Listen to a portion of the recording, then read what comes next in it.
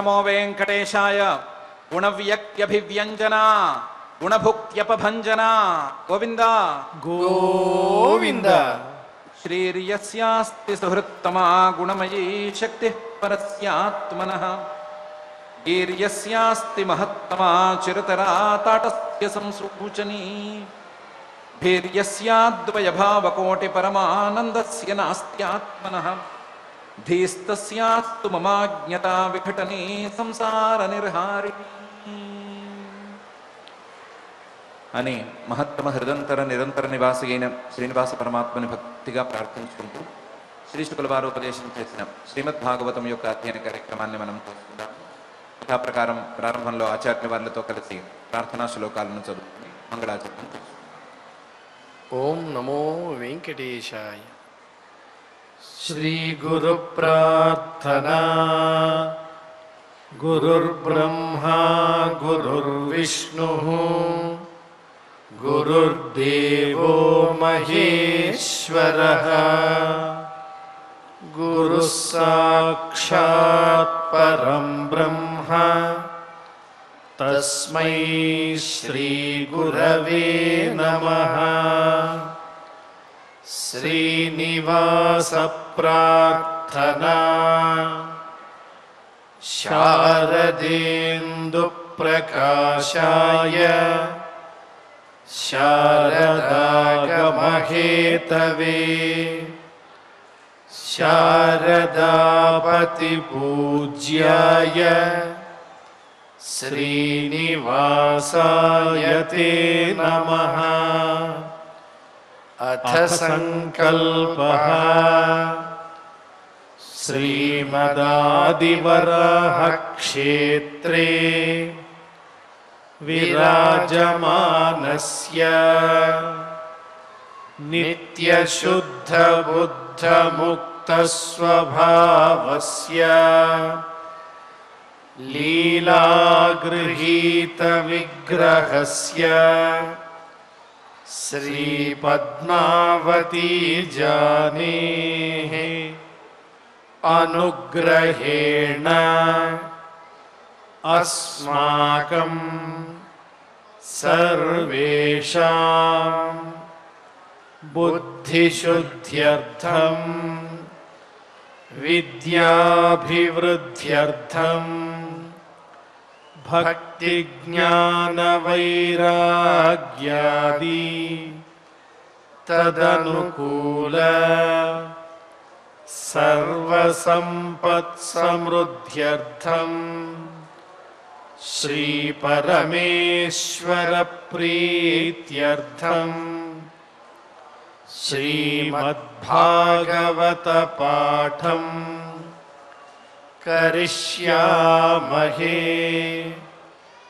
అస్య శ్రీమద్భాగవత స్తోత్ర మహామంత్రస్య నారద ఋషిః బృహతి ఛందః శ్రీకృష్ణః పరమాత్మా దేవత బ్రహ్మ బీజం భక్తిశక్తిః జ్ఞానవైరాగ్యే కీలకం అస్మాకం శ్రీమద్భగవత్ప్రసాదసిద్ధ్యర్థే పాఠే వినియోగః ధ్యానం నారాయణాశనివరాయుధసిద్ధిహస్తం వ్యాసప్రసూతశుకవీరసమూహశస్తం పాపాలిశత్రుపరిమర్దనకామతస్తం శస్త్రాలయం విశతభాగవతం ప్రశస్తం. శ్రీ గురుభ్యో నమః.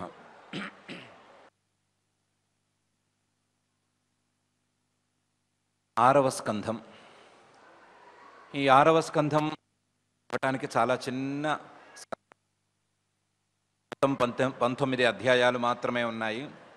అంతేకాకుండా పెద్ద ఉపాఖ్యానాలు ఏమి ఉన్నవి, 2 ఉపాఖ్యానాలు చెప్పుకోదగ్గవి. తర్వాతది ఒక చిన్న ఉపాఖ్యానం. అందులో 1 నుంచి 6 వరకు అజామిళోపాఖ్యానం, ఇది కొంచెం పెద్దది. ఆ తర్వాత వృత్రాసుర వృత్తాంతం, అది 11 అధ్యాయాల పెద్ద వృత్తాంతం. దాని తర్వాత మరుత్తుల యొక్క జన్మ, ఇది ఒక అధ్యాయం పాటు వ్యవహారం. అదైన తర్వాత పుంసవన వ్రతం అనేది చివరి అధ్యాయం, 19వ అధ్యాయం. ఈ అధ్యాయంలో మొదలు అజామిళోపాఖ్యానంలో అజామిళుడు అనేటువంటి ఉండేవాడు. తర్వాత మహానుభావుడు. ఈయన కట్టుకున్న భార్యని వదిలేసి ఎవరితోనో కలిసి సుదీర్ఘకాలం పాటు కాలక్షేపం చేశాడు. తన 80 ఏళ్ళు దాటిన తర్వాత కూడా ఒక చిన్న పిల్లవాడిని కన్నాడు.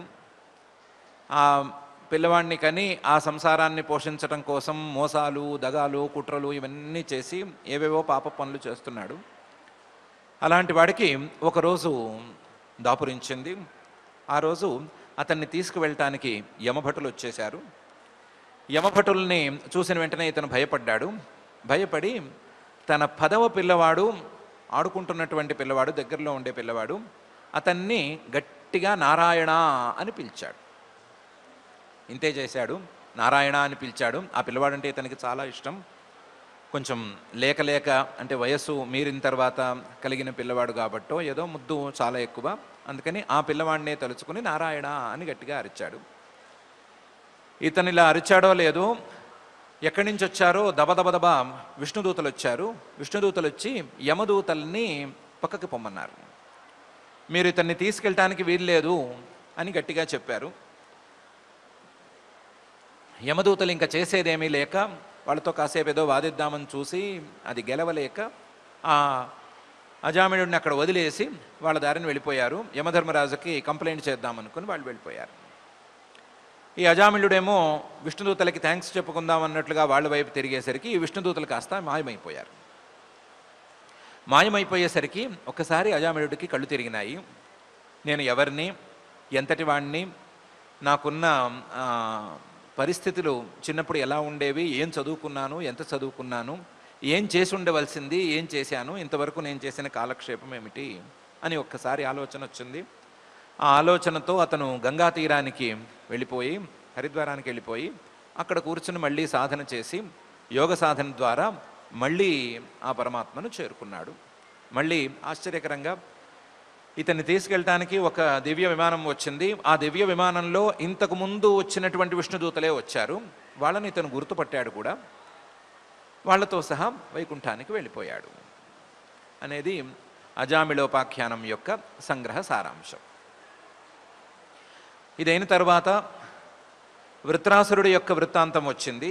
వృత్రాసురుడి యొక్క వృత్తాంతం మళ్ళీ ఎక్కడో వదిలిపెట్టినటువంటి వృత్తాంతాన్ని మళ్ళీ మొదలుపెట్టడం వలన వచ్చింది. ఆ వృత్రాసురుడు వృత్తాంతం మొదలు పెట్టడానికి ముందు చాలా పెద్ద తతంగమే నడిచింది. త్వష్టగారు అని ఒక ఆయన ఉండేవాడు. ఆయనకి పిల్లవాడు విశ్వరూపుడు అనేటువంటి వాడు. ఈ విశ్వరూపుడు ఒకానొక సందర్భంలో దేవతలకు పురోహితుడయ్యాడు అని శ్రీశుకుల వారు చెప్పగా, దేవతలకు బృహస్పతి పురోహితుడు కదా, ఈయన ఎందుకు పురోహితుడు కావలసి వచ్చింది అని పరీక్షిత్ గారు అడగటంతో ప్రారంభమైంది. దేవతలకు బృహస్పతి గారు పురోహితుడుగా ఉన్నా, గురువుగా ఉన్నా, ఒకరోజు అనుకోని ఒక సంఘటనతో బృహస్పతి గారు కొంచెం బాధపడ్డారు. బాధపడి తన యోగమాయాశక్తితో ఆయన కనిపించకుండా వెళ్ళిపోయారు. ఇంద్రుడికేమో చాలా సంకట పరిస్థితి వచ్చింది. ఒకవైపు గురువు లేడు, మరొక వైపు అదను చూసి రాక్షసులు దాడి చేశారు. ఈ సందర్భంలో ఏం చేయాలి, ఎవరిని పట్టుకోవాలి అనే ఆలోచన చేస్తున్నప్పుడు బ్రహ్మగారు వచ్చి, విశ్వరూపుడు నీకు గురువు అవ్వటానికి, నీకు పురోహితుడు అవ్వడానికి తగినవాడు, అతను చేయడు కానీ అతనితో ఈ పని చేయించుకోవచ్చు. అదే సమయంలో అతన్ని పురోహితుడిగా ఎంచుకున్న తరువాత అతన్ని కాస్త భరించవలసి వస్తుంది అని కూడా చెప్పారు. బ్రహ్మగారి సలహా మేరకు ఇంద్రుడు వెళ్ళి ఆ విశ్వరూపుడిని ప్రార్థించాడు. విశ్వరూపుడేమో కొంచెం కండిషనల్గానే ఒప్పుకున్నాడు. పెద్దగా ఏమీ లేదు, నీ పౌరోహిత్యం నాకేం అక్కర్లేదు, నువ్వు లేకపోయినా నేను హాయిగానే ఉంటాను అనే మాట ఒకటి చెప్పాడు. చెప్పి ఒప్పుకున్నాడు. ఒప్పుకున్న విశ్వరూపుడు ఇంద్రుడికి నారాయణ కవచాన్ని ఉపదేశం చేశాడు. చాలా విస్తృతమైనటువంటి, చాలా లోతైన అర్థ గాంభీర్యంతో కూడినటువంటి నారాయణ కవచం. ఒకవైపు ఫలితం, మంచి ఫలితాన్ని ఇవ్వడంతో పాటు మరొక వైపు మనస్సును కూడా మార్చగలిగినటువంటి అర్థాలున్నటువంటి కవచం. ఆ కవచాన్ని ఇంద్రుడికి ఉపదేశం చేశాడు. ఇంద్రుడు ఆ కవచ ప్రభావంతో రాక్షసుల్ని గెలవగలిగాడు. ఇంతవరకు అయితే బాగానే ఉండేది, కానీ కథ అంతము కాలేదు, సుఖాంతం అసలే కాలేదు. ఈ విశ్వరూపుడి యొక్క తల్లి రాక్షసుల జాతికి చెందినది. ఈ విశ్వరూపుడికి తన తండ్రి వైపు బంధువులంటే ఎంత ప్రేమో, దేవతలంటే ఎంత ప్రేమో, తల్లి వైపు రాక్షసుల బంధువులన్నా కూడా అంతే ప్రేమ ఉంది. అందుకని తర్వాత ఇంద్రుడి యొక్క పురోహితుడిగా చలామణి అవుతూ, అందరూ చూస్తున్నప్పుడు ప్రత్యక్షంగా యజ్ఞాల్లోని భాగాలన్నీ దేవతలకి ఇప్పిస్తూ, ఎవరూ చూడనప్పుడు రహస్యంగా రాక్షసులకి యజ్ఞ భాగాలను ఇవ్వటం మొదలుపెట్టాడు. ఇందులో ఈ తతంగం చాలా సంక్లిష్టమైంది, మనలాంటి వాళ్ళకి అర్థం కూడా కాకపోవచ్చు. రాక్షసులు యజ్ఞభాగాలతో ఇంకా బలపడిపోతే, రాక్షసులకు కూడా దేవతలతో సమానంగా యజ్ఞభాగాలు వచ్చి వాళ్ళు కూడా సమాన బలంతో ఉంటే మంచి అనేది చెడు పైన విజయం సాధించలేదు. ఇది స్థూలంగా వచ్చిన సమస్య. ఈ సమస్యని పరిష్కరించడానికి ఇంద్రుడి దగ్గర వేరే దారి లేకపోయింది. విశ్వరూపుడు చెప్పినా వినడు అనే మాట వచ్చేసింది. దాంతో చేసేదేం లేక తన ఖడ్గంతో విశ్వరూపుడు యొక్క 3 తలకాయలను కత్తిరించేసేసాడు. కత్తిరించాడు కానీ పాపం అతనికి బ్రహ్మహత్యా పాతకం చుట్టుకుంది. చుట్టుకున్న బ్రహ్మహత్యా పాతకాన్ని వదిలించుకోవటానికి పాపం నానా తిప్పలు పడ్డాడు. ఆ బ్రహ్మహత్యా పాతకాన్ని సంవత్సరం పాటు భరించాడు. భరించి వాళ్ళు వీళ్ళు అందరూ పాతకివి మహాపాపం చేసిన వాడివి అంటుంటే పడలేక తన బ్రహ్మహత్యా పాతకాన్ని 4 ముక్కలు చేసి భూమికి, స్త్రీలకి, చెట్లకి, నీళ్లకి పంచేశాడు. సమానంగా పంచేశాడు. పంచి ఆ బ్రహ్మహత్యా పాతకాన్ని వాళ్ళు భరిస్తున్నందుకు గాను వాళ్ళకి వరాలను కూడా ఇచ్చాడు. అందులో వాళ్ళు కోరినటువంటి వరాలనే ఇచ్చాడు. ఆ వ్యవహారం అక్కడికి పూర్తయిపోయింది. బ్రహ్మహత్యా పాతకాన్ని సర్దేసుకున్నాడు. చేతులు కడుక్కున్నట్లే సుమారుగాను కడుక్కుని మళ్ళీ రాజ్యంలోకి వచ్చి కూర్చున్నాడు. ఈయన బ్రహ్మహత్యా పాతకాన్ని కడుక్కున్నాడు కానీ తన పిల్లవాడిని సంహరించాడు అనేటువంటి కోపాన్ని త్వష్టగారు కడుక్కోలేకపోయాడు. అందువల్ల కోపం వచ్చి, తీవ్రమైన కోపం వచ్చి, ఇంద్రుడి యొక్క శత్రువు పుట్టాలి అనేటువంటి బలమైన సంకల్పంతో మామూలుగా చేసేటువంటి యజ్ఞ విధానంలో కాక కొంచెం విపరీత క్రమంలో, వేరే క్రమంలో ఒక యజ్ఞం చేసి ఆ యజ్ఞంలో దక్షిణాగ్ని నుంచి ఒక వృత్రాసురుడు అనే పేరుతో ఉండేటువంటి రాక్షసుణ్ణి పుట్టించాడు. ఈ వృత్రాసురుడు అవటానికి దక్షిణాగ్నిలోంచి పుట్టాడే కానీ పూర్తి తామసంగా పుట్టాడు. ఆ తామసంగా పుట్టిన వాడికి ఒకవైపు అసురుల యొక్క లక్షణాలు, మరొక వైపు దానవుల యొక్క లక్షణాలు, 2 లక్షణాలు ఉన్నాయి. ఏ లక్షణాలు ఎలా ఉన్నా పుట్టినవాడు పుట్టినట్లుగా రోజుకి ఒక బాణం వేస్తే ఎంత దూరం సాగుతుందో అంత పరిమాణంలో పెరిగిపోతూ వచ్చాడు. రోజు రోజుకి పెరిగిపోతూ వచ్చాడు. రోజు రోజుకి పెరుగుతూ కొన్ని రోజులకి దేవతల మీదకి దండెత్తి వెళ్ళాడు. ఒక్కడే వెళ్ళాడు.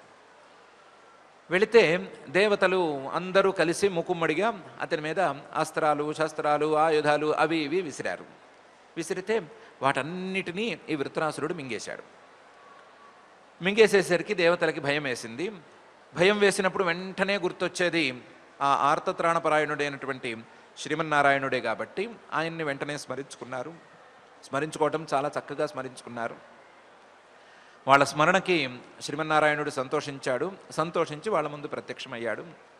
ప్రత్యక్షమైన తర్వాత ఆ దేవదేవుణ్ణి వీళ్ళు ఇంకా గట్టిగా స్తుతి చేసుకున్నారు, ఇంకా భక్తిగా స్తుతి చేసుకున్నారు. చేసుకుంటే ఆయన చాలా సంతోషించి, మీరు చేసిన దాంట్లో తప్పేం లేదు, ఆ వృత్రాసురుడి యొక్క ప్రభావాన్ని మీరు తట్టుకోలేరు. ఇంద్రుడు, అశ్విని దేవతలు మీరందరూ కలిసి వెళ్ళి దధీచి మహర్షి గారిని ఆయన అంగాలను ఇవ్వమని ప్రార్థించండి. ఆయన అంగాలు చాలా గట్టిగా ఉన్నాయి. ఎందుకు గట్టిగా ఉన్నాయి అంటే మీకు నారాయణ కవచాన్ని నేర్పించినటువంటి విశ్వరూపుడికి నారాయణ కవచంలో ఈ దధీచి గారు పరమగురువు, మహాయోగాభ్యాసి. అందువల్ల ఆయన శరీరంలోని అవయవాలన్నీ, అస్థికలన్నీ గట్టివి. ఆయన అస్థికలను అడిగితే ఆయన లెక్క చేయకుండా ఇచ్చేస్తాడు. ఇచ్చేసిన అస్థికలతో మీరు ఆయుధాలు చేసుకోండి, అందులోనూ వజ్రాయుధం తయారు చేయండి. వజ్రాయుధం తయారు చేసి దాంతో వృత్రుడి మీదకి దండెత్తండి. ఈ వజ్రాయుధం ధాటికి వృత్రుడు లొంగుతాడు. తర్వాత వృత్రుడు నేల కొరిగిన తర్వాత ఎవరి ఆయుధాలు వాళ్ళకు వచ్చేస్తాయి, ఎవరి స్థానాలు వాళ్ళకు వచ్చేస్తాయి అని చెప్పాడు. దాంతో దేవతలందరూ దధీచి దగ్గరికి వెళ్ళారు. దధీచి తృణం అంటే గడ్డి పరక కింద కూడా లెక్క కట్టకుండా ప్రాణాలను అక్కడికక్కడ యోగ విధానంలో వదిలేసి తన శరీరంలోని అవయవాలని దేవతలకు ఇచ్చేసాడు. కనీసం లెక్క పెట్టలేదు. అయ్యో అదేమిటి అనే మాట కూడా మాట్లాడలేదు. ఊరికనే ఏదో సరదాగా ఒక మాట అనేసి వెంటనే ఆ పని చేసి వాళ్ళకి ఇచ్చేశాడు. దాంతో వజ్రాయుధం తయారు చేశారు విశ్వకర్మ గారు. ఆ వజ్రాయుధాన్ని తీసుకుని ఇంద్రుడు మళ్ళీ యుద్ధానికి వెళ్ళాడు. ఇంద్రుడు యుద్ధానికి వెళ్ళేసరికి ఈసారి వృత్రాసురుడి వెంట ఎక్కడ లేని దానవులు వచ్చి కూర్చున్నారు. దానవులందరూ ఎక్కడ లేని రాక్షసులు, వాళ్ళు వీళ్ళు పేరు పేరున చాలామంది ఉన్నారు. వాళ్ళందరూ వృత్రాసురుడు వెంట ఉన్నారు. వీళ్ళు వృత్రాసురుడు ఈరోజు గెలిస్తే మనమందరం కూడా గెలిచినట్లు అవుతుంది అనే ఉద్దేశంతో వాళ్ళు చేరారు. దాంతో మళ్ళీ దేవతలకి రాక్షసులకి యుద్ధం ప్రారంభమైంది. ఆ యుద్ధంలో ఇంద్రుడిది పైచేయి అయింది. ఇంద్రుడిది పైచేయి అయినటువంటి సందర్భంలో ఈ రాక్షసులందరూ పారిపోయారు. పారిపోతే అప్పుడు అంతవరకు నోరు విప్పనటువంటి వృత్రాసురుడు నోరు విప్పి 2 మాటలు మాట్లాడాడు. అద్భుతమైన మాటలు మాట్లాడాడు. ఈ ప్రాణాలను లెక్క చేసి యుద్ధంలో పారిపోవటం అనేది ఎంతవరకు సమంజసం, ఇదేం వీరత్వం అని వాళ్ళందరినీ హేళన చేశాడు. ఆయన అన్న మాటలు చాలా విలువైనటువంటి మాటలు, ఆయన మీదే గౌరవం పెంచేటువంటి మాటలు. అలాంటి మాటలు మాట్లాడాడు. మాట్లాడి వాళ్ళు పారిపోతేనేమి నేనున్నాను, నేను యుద్ధం చేస్తాను అనుకుంటూ తానే యుద్ధానికి ముందుకు దిగాడు. యుద్ధంలో కాస్త ఇటు దెబ్బ అటు దెబ్బ 2 దెబ్బలు తగిలినాయి. ఎప్పుడు వృత్రాసురుడు దెబ్బ కొట్టినా సరే అప్పుడు దాన్ని అడ్వాంటేజ్గా తీసుకుని ముందుకు సాగిపోలేదు. తాను దెబ్బ కొట్టి ఇంద్రుడి చేత్తో ఆయుధం ఏమైనా పక్కకి జరిగితే కాసంత సమయం ఇచ్చి మరీ యుద్ధం చేశాడు. ధర్మయుద్ధమే చేశాడు. చేసిన యుద్ధం కొంచెం ముందుకు వెళ్ళగా వెళ్ళగా ఒక దెబ్బ గట్టిగా వృత్రాసురుడు కొట్టేసరికి ఇంద్రుడి చేతిలో ఉండే వజ్రాయుధం కింద పడిపోయింది.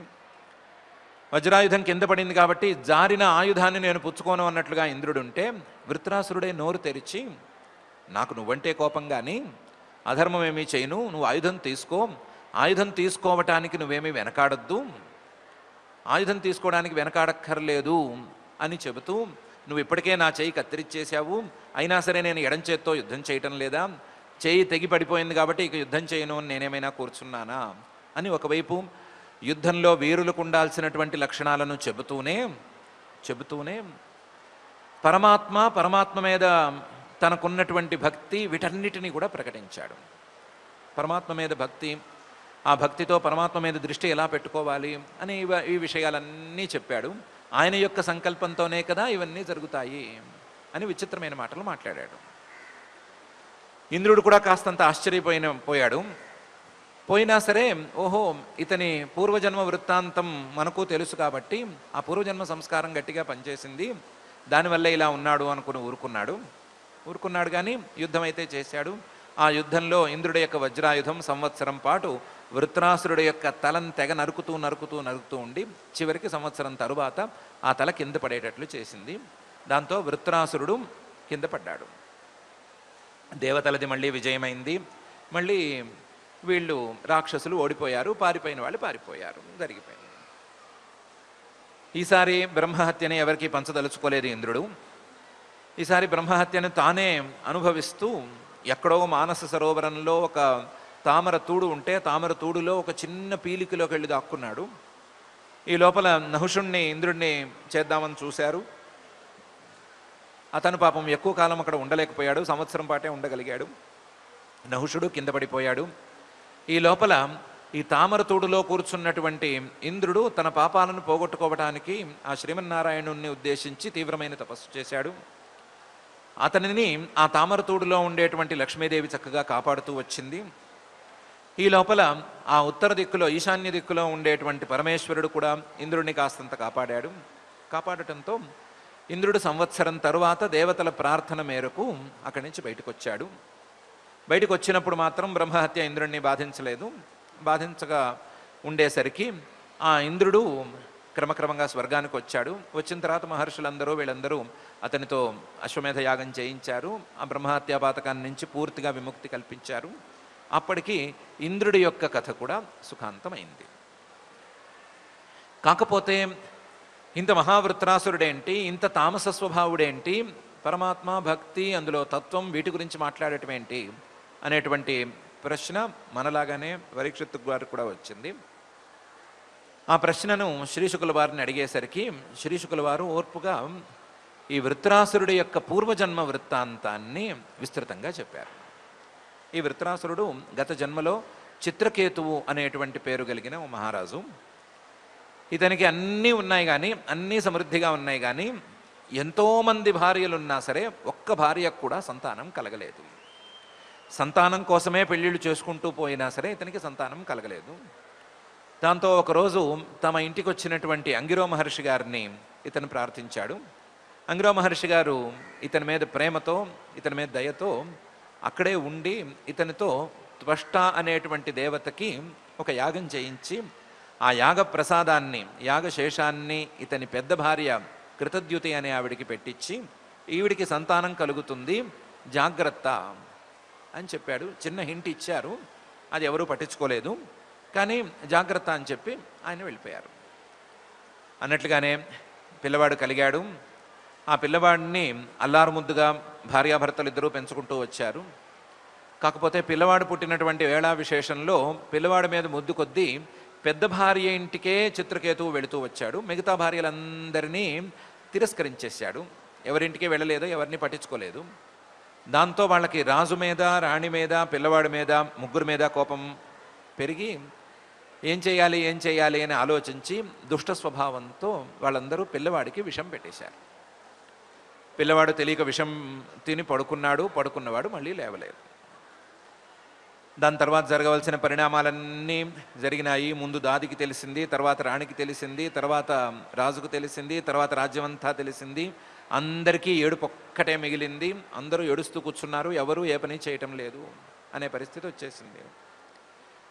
ఈ పరిస్థితుల్లో అక్కడికి అంగిరో మహర్షి గారు, ఏ అంగిరో మహర్షి గారి యొక్క ప్రభావంతో చిత్రకేతువు పిల్లవాడిని పొందాడో ఆయన ప్లస్ నారద మహర్షి గారు ఇద్దరూ వేయించేశారు. వేయించేసిన వాళ్ళు ముందు మృదువైన మాటలతో ఎవరు నువ్వు, ఎవరి కోసం ఏడుస్తున్నావు, పోయిన వాళ్ళు ఎవరు, ఉన్న వాళ్ళు ఎవరు అనే ప్రశ్నలు వేశారు. ఆ ప్రశ్నలను కొంతసేపు విన్న తర్వాత, వాళ్ళు చెప్పిన మాటలు కొంతసేపు విన్న తర్వాత రాజుగారికి కాస్తంత దుఃఖం తగ్గింది, చల్లారింది. దాంతో కళ్ళు తుడుచుకుని మీరెవరు అని అడిగాడు. అడిగితే ఇదో అంగిరో మహర్షిని నేను, నారద మహర్షి అయినా, మేమిద్దరం నీకు జ్ఞానం చెప్పడానికి వచ్చాము అని అన్నారు. మరి ఈ జ్ఞానం అప్పుడే చెప్పలేదు ఎందుకు అంటే, జ్ఞానోపదేశం చేసే వేళ కాదది, అప్పుడు మేము చేసినా సరే నువ్వు పట్టించుకోని పరిస్థితుల్లో ఉన్నావు. ఇప్పుడు కూడా పరిస్థితులు మారినాయి, కానీ ఇప్పుడు మేము చెప్పిన విధానంలో ఆలోచిస్తే నీకు దుఃఖము తగ్గుతుంది, మా జ్ఞానం తాలూకు అవసరము బోధపడుతుంది అని చెప్పారు.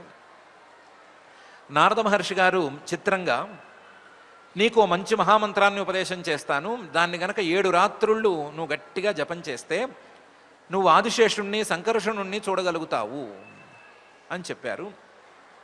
ఆ మాట ఏంటి, ఈ సందర్భంలో ఇలా అంటున్నాడేమిటి అని ఆశ్చర్యపడే లోపల ఇంకో ఆశ్చర్యకరమైన పని కూడా చేశారు ఆయన. ఆ పడున్న పిల్లవాడిని పిలిచి, ఆ శరీరంలో ఉండవలసినటువంటి జీవుణ్ణి పిలిచి, నీ బంధువులు వీళ్ళందరూ ఏడుస్తున్నారు, నీ తల్లి తండ్రి వీళ్ళందరూ బాధపడుతున్నారు, వీళ్ళ బాధను పోగొట్టుకోవడానికి మళ్ళీ నువ్వు ఈ శరీరంలోకి వచ్చి మళ్ళీ సుఖంగా ఉండు, మీ తండ్రి నీకు రాజ్యం ఇస్తాడు, ఆస్తి ఇస్తాడు, వాటన్నిటినీ అనుభవించి సుఖంగా ఉండు అని అన్నారు. అందరికీ ఈ విధానం కనిపించింది. ఆ జీవుడేమో, ఇదేమి శరీరము, ఇలాంటి శరీరాలు నాకు ఎన్ని వెళ్ళినాయి, ఏ శరీరం అయినా సరే ఇంతే, నాకు ఇది కాకపోతే ఇంకోటి, ఇంకోటి కాకపోతే ఇంకోటి వస్తుంది, ఇప్పటికి ఇలాంటివి ఎన్ని గడిచినాయో తెలియదు, ఇక మీద ఎన్ని వస్తాయో తెలియవు, ఆ శరీరం ఉన్నంతసేపే వీళ్ళందరూ బంధువులు, ఆ శరీరంలో నుంచి బయటకు వచ్చిన తర్వాత ఎవరూ నాకు బంధువు కారు, ఒకవేళ నా పట్ల వాళ్ళకేమైనా బాధ్యత ఉంటే ఉండొచ్చేమో, కానీ నాకేమీ వాళ్ళతో సంబంధం ఏం లేదు, నేను ఆ శరీరంతో సంబంధం లేనివాడిని, శరీరం నుంచి బయటకు వచ్చేసేవాడిని అని చిత్రంగా సమాధానం చెప్పాడు. దాంతో కలగవలసిన జ్ఞానం కలగవలసిన వాళ్ళకి కలిగింది. కొంతమందికి ప్రశ్నలే మిగిలుండొచ్చు, కానీ కొంతమందికి అయితే జ్ఞానం సరిగ్గానే కలిగింది. సరిగ్గా పిల్లవాడు చెప్పినటువంటి మాటల్లో ఉండేటువంటి అంతరార్థం కొంతమందికి బోధపడింది. చిత్రకేతువు గారికి ఖచ్చితంగా బోధపడింది. ఎప్పుడైనా సరే బాధ్యత, ధార్మికమైనటువంటి బాధ్యత అనేది శరీరంలో ఉన్నవాడికి, శరీరం నేను అని అనుకునేవాడికి తప్పనిసరిగా కలుగుతుంది. ఈ శరీరం కాదు అని అనుకుని వెళ్ళిపోయిన వాడికి ఏమవుతుంది? పట్టించుకోక్కర్లేదు, దాన్ని ఆలోచించక్కర్లేదు. ఆ శరీరానికి సంబంధించిన మరొక శరీరంలో ఉన్నటువంటి జీవుడు, తల్లో తండ్రో పిల్లవాడో బంధువో ఎవరో ఒకరు, ఎవరైనా సరే వాళ్ళందరూ వాళ్ళ బాధ్యతలను వాళ్ళు నిర్వర్తించుకుంటూ పోవాలి. శరీరం నాది కాదు అనేటువంటి తీర్మానం అయిపోయిన తర్వాత, శరీరం నేను కాదు అని అనుకున్న తర్వాత ఏం జరగాలో అది జరుగుతుంది అని వాళ్ళందరికీ తేలిపోయింది. దాని ప్రకారం వాళ్ళందరూ ఏం చేయాలో అది చేశారు.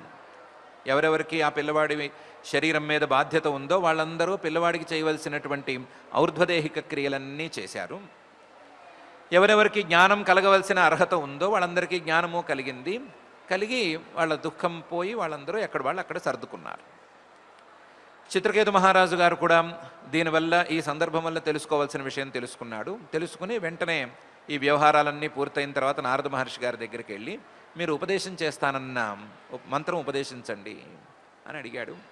ఆయన కూడా శ్రద్ధగా ఆ మంత్రాన్ని ఉపదేశం చేసి, దీన్ని 7 రోజులు గట్టిగా జపం చేసి చూడు, నీకే తెలుస్తుంది అని చెప్పి వెళ్ళిపోయారు. ఆయనతో పాటు అంగిరో మహర్షి గారు కూడా వెళ్ళిపోయారు. ఈ చిత్రకేతు మహారాజు గారు 7 రాత్రుళ్ళు మంచినీళ్లు మాత్రమే తాగుతూ ఈ మంత్రాన్ని అహోరాత్రాలు జపం చేస్తూ కూర్చున్నాడు. 7వ రోజు పూర్తయ్యేసరికి అతనికి గంధర్వులకు కలిగేటువంటి శక్తి కలిగిపోయింది. విద్యాధరులు గంధర్వ జాతి వాళ్ళు, ఒక రకమైన జాతి వాళ్ళు, వాళ్లకు కలిగేటువంటి శక్తులు కలిగినాయి.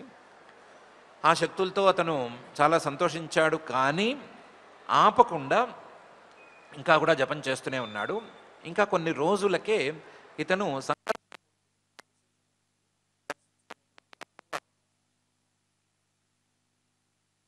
అవకాశం తరువాత ఆదిశేషమూర్తిని ఇతను చాలా చక్కగా స్తుతి చేసుకున్నాడు, మంచి మాటలు మాట్లాడుకున్నాడు. చాలా ఆశ్చర్యకరంగా ఆ ఆదిశేష రూపంలో ఉండేటువంటి సంకర్షణమూర్తి ఈ చిత్రకేతువుకి మంచి అద్భుతమైనటువంటి ఉపదేశం చేశాడు. ఇది తత్వం అని తత్వోపదేశం చేశాడు. చేసి దీన్ని గట్టిగా పట్టుకో, నీకు ఇంకా సిద్ధి రావలసి ఉంది అని చెప్పి అంతర్ధానం అయిపోయాడు. ఆదిశేషుణ్ణే చూసేసిన తర్వాత మిగిలిందేముంది, పరమాత్మనే చూసిన తర్వాత మిగిలిందేముంది అని అనుకోవటానికి వీలు లేకుండా, నేను చెప్పినటువంటి ఈ విషయాలన్నీ జాగ్రత్తగా గనుక నువ్వు సాధించుకుంటే నీకు పరమసిద్ధి కలుగుతుంది అని చెప్పినవాడు చెప్పినట్టు అంతర్ధానం అయిపోయాడు. దాని తత్వం ఇతనికి బోధపడిందో లేదో మనకి తెలియదు. ఆ బోధపడే లోపలే శ్రీమన్మహావిష్ణువే ఒక దివ్య విమానాన్ని ఇతనికి గిఫ్ట్గా ఇచ్చాడు. ఆ విమానంలో ఇతను ఆకాశ మార్గం, ఇతని సిద్ధులు మహాసిద్ధులే పొగిడేటువంటి పరిస్థితుల్లో ఉండేవి. అలాంటి సిద్ధులతో హాయిగా ఆకాశగమనం చేస్తూ అక్కడక్కడక్కడ తిరుగుతూ ఉన్నాడు. కాలక్షేపం అయితే ఏమీ చేయలేదు. తన చుట్టూ చేరిన వాళ్లతో హరినామాన్నే పలికిస్తూ ఈయన తిరుగుతూ వచ్చాడు. కానీ ఎప్పుడూ ఇతనికే తెలియకుండా ఇతని లోపల అహంకారపు మొలకేదో ఎత్తినట్టుంది. ఒకరోజు కైలాసం మీదుగా ఆయన విమానంలో వెళుతుంటే కైలాసంలో ఒక సభ జరుగుతోంది. ఆ సభలో ఎక్కడెక్కడ మహానుభావులు ఉన్నారు. ఆ మహానుభావులందరూ పరమేశ్వరుడు చుట్టూ కూర్చుని ఉన్నారు. ఆ కూర్చున్న వాళ్ళల్లో కొంతమంది ఈయనకి కనిపించారు, కొంతమంది ఈయనకి కనిపించలేదు. కొంతమంది ఆశ్చర్యకరంగా ఇంతకుముందు కనిపించిన వాళ్లే ఇప్పుడు కనిపించలేదు. అంగిరో మహర్షి ఉన్నాడు, నారద మహర్షి ఉన్నాడు, వీళ్ళందరూ ఉన్నారు. ఇంతకుముందు కనిపించారు వాళ్ళిద్దరూ, ఇప్పుడైతే కనిపించలేదు. ఇప్పుడేదో సిద్ధులు, చారణులు అలాంటి తక్కువ స్థాయి వారే కొంతమంది కనిపించారు. ఆ కనిపించిన సందర్భంలో అమ్మవారు పరమేశ్వరుడి యొక్క ఒడిలో కూర్చుని ఆయన్ని ఒక చేత్తో కౌగిలించుకునుంది. ఆ సీన్ చూసిన వెంటనే ఇతనికి లోపల నుంచి ఏదో అహంకారపు పొగరు బయటకు వచ్చింది. ఆ అహంకారంలో ఇతను గట్టిగా నవ్వి, పరమేశ్వరుడు ఏంటి, ఇలా ఉండటం ఏంటి, ఇలా ఒడిలో స్త్రీని కూర్చోబెట్టుకుని ఉండటం ఏంటి, ఆ సభ మర్యాదలు పాటించకపోవటం ఏంటి అని నోటికొచ్చినట్టు మాట్లాడాడు. పరమేశ్వరుడు నవ్వలేదు, మాట్లాడలేదు, కోపగించుకోలేదు, పట్టించుకోలేదు, ఏమీ చేయలేదు. కానీ పరమేశ్వరుడు చుట్టుపక్కల ఉన్నటువంటి వాళ్ళు కూడా ఆయనే మాట్లాడకపోతే మనం మాట్లాడటం తప్పు అనుకున్నట్టు వాళ్ళు మాట్లాడలేదు. కానీ పార్వతీ అమ్మవారు మాత్రం కోపగించుకుంది. కోపగించుకుని అనాల్సిన మాటలు రెండని, జాడించాల్సినవేవో జాడింపులు జాడించి, నీకు పొగరు ఎక్కువైంది, అందువల్ల తామసంగా ఉన్నావు కాబట్టి తామసమైనటువంటి రాక్షసురువిగా మళ్ళీ పుట్టు అని శాపం పెట్టింది. శాపం పెట్టిన తర్వాత ఇతను విమానం నుంచి కిందకి దిగాడు. దిగి, నువ్వు శాపం పెట్టినా నాకేమీ లెక్కలేదు, నీ శాపాన్ని కూడా నేను దోషిలొగ్గి తీసుకోగలను, కానీ నువ్వు నా మీద కోపపడుతున్నావు కాబట్టి, నేను ఏదో తప్పుగా మాట్లాడానని అనుకుంటున్నావు కాబట్టి దానికి మాత్రం క్షమించు అని చెప్పి ఎంచక్కా వెళ్ళిపోయాడు. వెళ్ళిపోయినవాడు మరుసటి జన్మలో పార్వతీ శాప మహిమతో వృత్రాసురుడుగా పుట్టాడు. పుట్టినవాడు పార్వతీ శాపం ఉన్నా సరే చేసుకున్నటువంటి ఆ సాధన తాలూకు ప్రభావం ఉండటం వలన ఆ శాపం పూర్తయ్యేటువంటి సందర్భంలో పాత సాధనను మళ్ళీ గుర్తుకు తెచ్చుకోగలిగాడు. ఈ విషయాన్నే పరమేశ్వరుడు కొంచెం మార్చి వేరే రకంగా చెప్పాడు. హరిభక్తులు ఎప్పుడూ పాడైపోరు, ఆ హరిభక్తుల యొక్క మాహాత్మ్యం ఇలాగే ఉంటుంది, వాళ్ళు శాపాన్ని అనుగ్రహాన్ని సమానంగా చూసుకోగలుగుతారు. ఈ శాపానుగ్రహాల మీద సమానమైన దృష్టి రావటం, సమదృష్టి రావటం అనేది హరిభక్తులకు మాత్రమే సాధ్యం అని చెప్పి ఆయన నవ్వుకుంటూ వెళ్ళిపోయాడు. ఈ వృత్రాసురుడు మరుజన్మలో ఇవన్నీ అనుభవించి, ఇంద్రుడు కొట్టిన దెబ్బలన్నీ అనుభవించి, ఆ అనుభవంతో బుద్ధి తెచ్చుకున్నట్లుగా, చేసిన పాపానికి ప్రాయశ్చిత్తం చేసుకున్నట్లుగా అయ్యి మళ్ళీ పాత భక్తినే మనసులోకి పునరుద్ధరించుకుని ఆ భక్తితోనే వృత్రాసురుడిగా ప్రాణాలను వదులుకున్నాడు. ఆ వదులుకున్న తరువాత అందరూ చూస్తూ ఉండగానే ఒక జ్యోతి లాంటిది వెళ్ళి పైకెళ్ళి పరమాత్మలో లీనమైపోయింది అనేది వృత్రాసురుడు యొక్క వృత్తాంతం తాలూకు సంక్షిప్తమైనటువంటి సార్, పూర్వజన్మతో కలిసినటువంటి వృత్తాంతం. దీని తర్వాత మళ్ళీ వంశాన్ని ఒకసారి చెబుతూ అదితి యొక్క పుత్రుల్లో త్వష్ట దగ్గర ఆగాము. త్వష్ట దగ్గర ఆగిన తర్వాత మళ్ళీ పై వాళ్ళు ఉన్నారు, వాళ్ళ పిల్లలు అని చెప్పుకుంటూ వచ్చి అదితి పిల్లల్ని పూర్తి చేసేసిన తర్వాత దితికి ఇంతకుముందు ఇద్దరే పిల్లలు ఉండేవాళ్ళు, హిరణ్యాక్షుడు, హిరణ్యకశిపుడు. వాళ్ళిద్దరినీ శ్రీమన్మహావిష్ణువు 2 అవతారాలు ఎత్తి సంహరించాడు. అలా సంహరించేసేసరికి దితికి కోపం వచ్చింది. కోపం ఎవరి మీద వచ్చింది? ఇంద్రుడి మీద వచ్చింది. ఈ ఇంద్రుడు నా పిల్లల్నిద్దరినీ శ్రీమన్మహావిష్ణువుతో చెప్పి సంహరింపజేశాడు అని ఇంద్రుడి మీద కోపం పెట్టుకుని, ఇంద్రుణ్ణి సంహరించే సామర్థ్యం ఉన్న పిల్లవాడు నాకు పుట్టాలి అనేటువంటి కోరికతో భర్తని కశ్యప ప్రజాపతి గారిని మళ్ళీ వెళ్ళి సేవించింది. ఆయన కొంచెం ముందు వెనక చూసుకోకుండానే నీకేం వరం కావాలి కోరుకో అని అడిగాడు. అడిగితే ఇంద్రుణ్ణి సంహరించే పిల్లవాడు కావాలి అని కోరుకుంటే కశ్యప ప్రజాపతి గారు కొంచెం బాధపడ్డారు. ఇదేంటి ఇలా జరిగిపోయింది, ఇటు వెళ్ళినా అటు వెళ్ళినా అధర్మమే జరిగేటువంటి పరిస్థితి నాకెందుకు ఎదురైంది,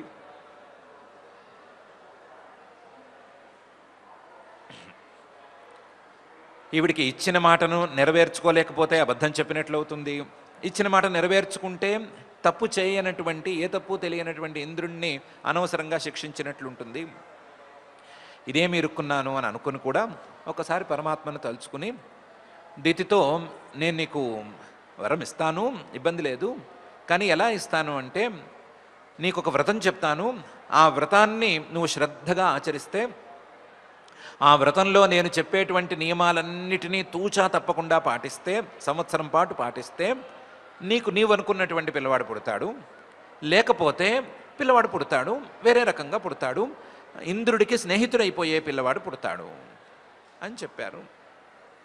దితి వెనక్కి తగ్గకుండా ఆ నియమాలు ఏవో చెప్పమంది. ఆ నియమాలన్నింటినీ ఆయన చెప్పాడు. 31 నియమాలు చెప్పాడు.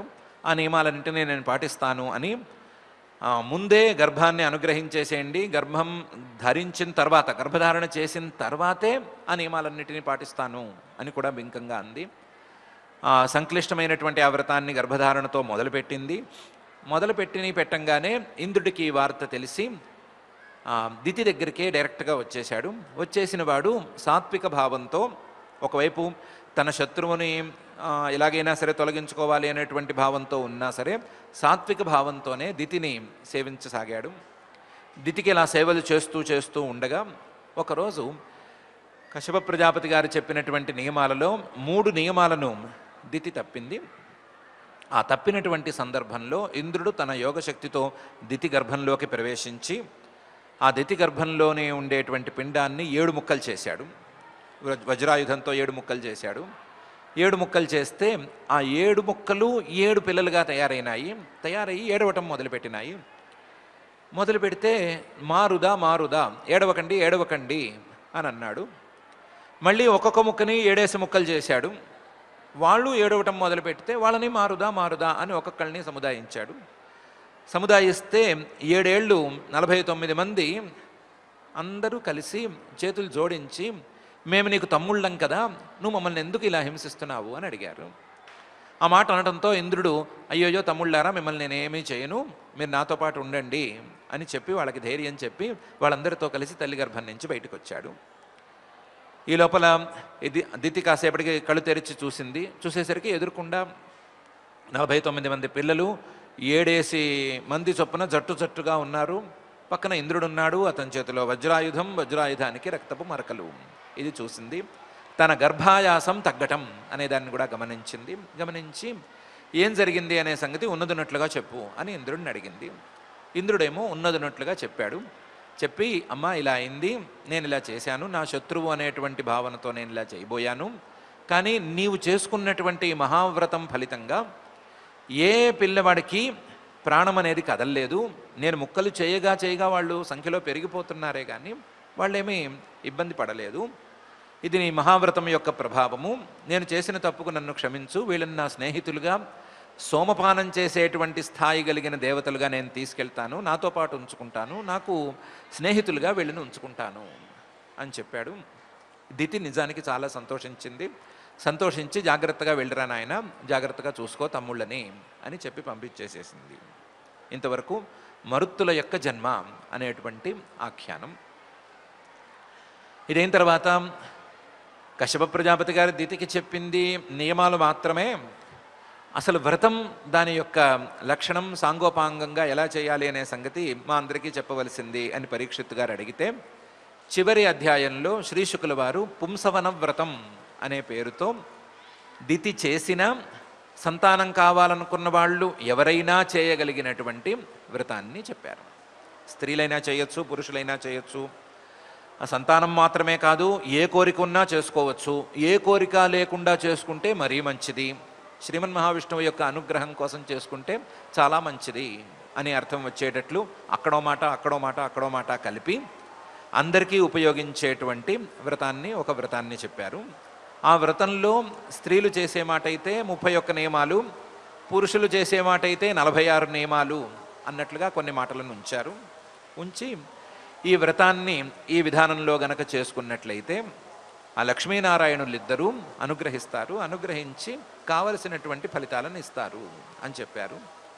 ఆ వ్రతంలో ముందు చేసుకోవలసినటువంటి ధ్యానానికి కావలసిన ధ్యాన శ్లోకాలను విడిగా చెప్పారు, లేదా నమస్కార శ్లోకాలను విడిగా చెప్పారు. పూజంతా అయిపోయిన తర్వాత చేయవలసినటువంటి స్తుతి వాక్యాలు 4 శ్లోకాల్లో విడిగా చెప్పారు. పూజకు కావలసినటువంటి మంత్రాలు వాటిని విడిగా చెప్పారు. ద్రవ్యాలు వీటితో పెద్ద విశేషమేం లేదు, యథేష్టంగా యథాశక్తిగా చేసుకోవచ్చు అని చెప్పారు. ముందో వెనక ఉండేటువంటి ఆ నమస్కార శ్లోకాల్లోనూ ప్రార్థనా శ్లోకాల్లోనూ తత్వాన్ని అర్థం చేసుకునేటువంటి విధానాన్ని చక్కగా చెప్పారు. చెప్పి ఈ వ్రతాన్ని చేసుకుంటే ఒకవైపు లక్ష్మీనారాయణులు, మరొక వైపు అగ్ని, ఈ ముగ్గురు కలిసి తీర్చని కోరిక ఏదీ ఉండదు అనే మాట చెప్పి అధ్యాయాన్ని, స్కంధాన్ని పరిసమాప్తి చేశారు. ఇది స్థూలంగా ఈ స్కంధంలో ఉండేటువంటి వృత్తాంతాల యొక్క సమాహారం. ఈ స్కంధంలో ఆది నుంచి మొదటి నుంచి చివరి దాకా కూడా భక్తి అనేది ఒక నదిలాగా సాగుతూనే ఉంది. భక్తి అనేటువంటి నది లేదా భక్తి అనేటువంటి సముద్రం మొత్తం స్కంధం మొత్తం కనిపిస్తూనే ఉంది. హెచ్చు తగ్గు స్థాయిలలో ఒకచోట హెచ్చుగా ఉంది, ఒకచోట తక్కువగా ఉంది, ఒకచోట నామమాత్రంగా ఉంది అనే తీరే కానీ భక్తి అనేది మాత్రం ఆమూలాగ్రంగా కనిపిస్తూనే ఉంది. అజామిళోపాఖ్యానంలో చూసుకుంటే అజామిళుడు చేసినటువంటి అతి తక్కువ స్థాయి భక్తి అనేది ఎక్కడ నామమాత్రంగా కూడా కనిపించనటువంటి స్థాయిలో ఉండేదానికి కూడా ఫలితం ఉంది అని ఒకటి చూపించారు. అతనిలో భక్తి లేదు అని మనం గట్టిగా నమ్ముతున్నాం, కానీ అతనిలో ఆ నామోచ్చారణ చేయగలిగిన స్థాయిలో మనం చెప్పుకునే భాషలో నామమాత్రంగా ఏదో లీలగా ఒక లేశమాత్రంగా ఏదో ఒకటి ఉండాలి. ఆ ఉన్న దానికే పైనుంచి బరబరా ఆ విష్ణుదూతలు వచ్చేశారు అనేటువంటి అంశాన్ని చెప్పారు. వృత్రాసుర వృత్తాంతంలో భక్తి అనే దాని యొక్క ప్రాధాన్యాన్ని కాదనటానికి ఏమీ లేదు. అతను ఎంత భక్తిగా ఆ పరమేశ్వరుణ్ణి పరమాత్మను తలుచుకుంటూనే ప్రాణాలను కూడా విడిచిపెట్టడానికి సిద్ధమయ్యాడు అనే సంగతి తెలుస్తూనే ఉంది. వృత్రాసురుడి యొక్క పూర్వజన్మలో చిత్రకేతువుకు ఉన్నటువంటి భక్తిని గురించి మనం విడిగా చెప్పుకోవడానికి కూడా ఏమీ లేదు. వారం రోజుల పాటు అన్నీ మానేసుకుని మంచినీళ్ళతో జపం చేస్తూ కూర్చున్నాడు. ఆయన్ని చూడాలి అని తహతహలాడాడు అంటేనే అతని యొక్క భక్తి రేంజ్ని మనం అర్థం చేసుకోవచ్చు. అదే సమయంలో వృత్రాసురుడి దెబ్బకి బాధపడినటువంటి దేవతలు ఆ పరమాత్మను ఎంత భక్తిగా తలుచుకున్నారు. దెబ్బ తగలటం పక్కన ఉంచితే తలుచుకునేటప్పుడు ఎంత భక్తిగా తలుచుకున్నారు, ఆయన కనిపిస్తూనే ఎంత భక్తిగా ఆయనతో మాట్లాడుకున్నారు అనే సంగతి కూడా మనం జాగ్రత్తగా పరిశీలిస్తే అక్కడ కూడా భక్తి యొక్క గొప్పదనం తెలుస్తూనే ఉంది. అయితే చిత్రకేతు వృత్తాంతంలో మాత్రం అతనికి ఒక పట్టుదలతో కూడినటువంటి భక్తి ఉంది అని మనం అనుకోవాలే, కానీ పరిపూర్ణమైన భక్తి అనేది మాత్రం లేదు. పరిపూర్ణ భక్తి లేదు. అతని యొక్క భక్తి పరిపూర్ణం కాదు అనటానికి చిహ్నంగానే అతను ఇతర దేవతలను తూలనాడటం అనేటువంటిది జరిగింది. ఇతర దేవత కూడా అక్కర్లేదు, ఇతరులను తూలనాడటం, ఇతరులను విషమ దృష్టితో చూడటం అనేటువంటిది సంభవించింది. ఆ విషమ దృష్టి పోవాలి అనే అమ్మవారు శాపం పెట్టింది. ఆ విషమ దృష్టి పోవటానికి కావలసినటువంటి దెబ్బ ఎలా కొట్టాలో తెలిసిన తల్లి ఆ శాపం పెట్టింది. దాంతో ఆ విషమ దృష్టి పోయి భక్తి కుదిరేటువంటి పరిస్థితి ఆ వృత్రాసురుడికి ఏర్పడింది అనేది ఒక విశేషం. అన్నిటికంటే విశేషమైనటువంటి అంశం దితి తాలూకు భక్తి.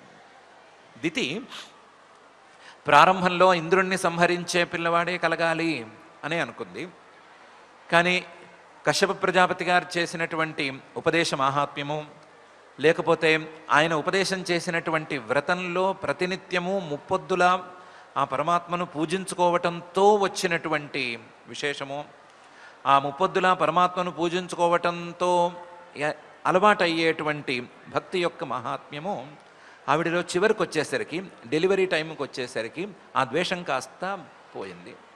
ద్వేషం పోయి తన పిల్లలు ఇంద్రుడు ఇద్దరు స్నేహితులైతే సంతోషించేటువంటి స్థాయి కూడా ఆవిడ ఎదిగింది. ద్వేషాన్ని పోగొట్టుకోగలిగినటువంటి స్థాయిలో ఆవిడ భక్తిని సంవత్సర కాలంలో తక్కువగానే సాధించింది.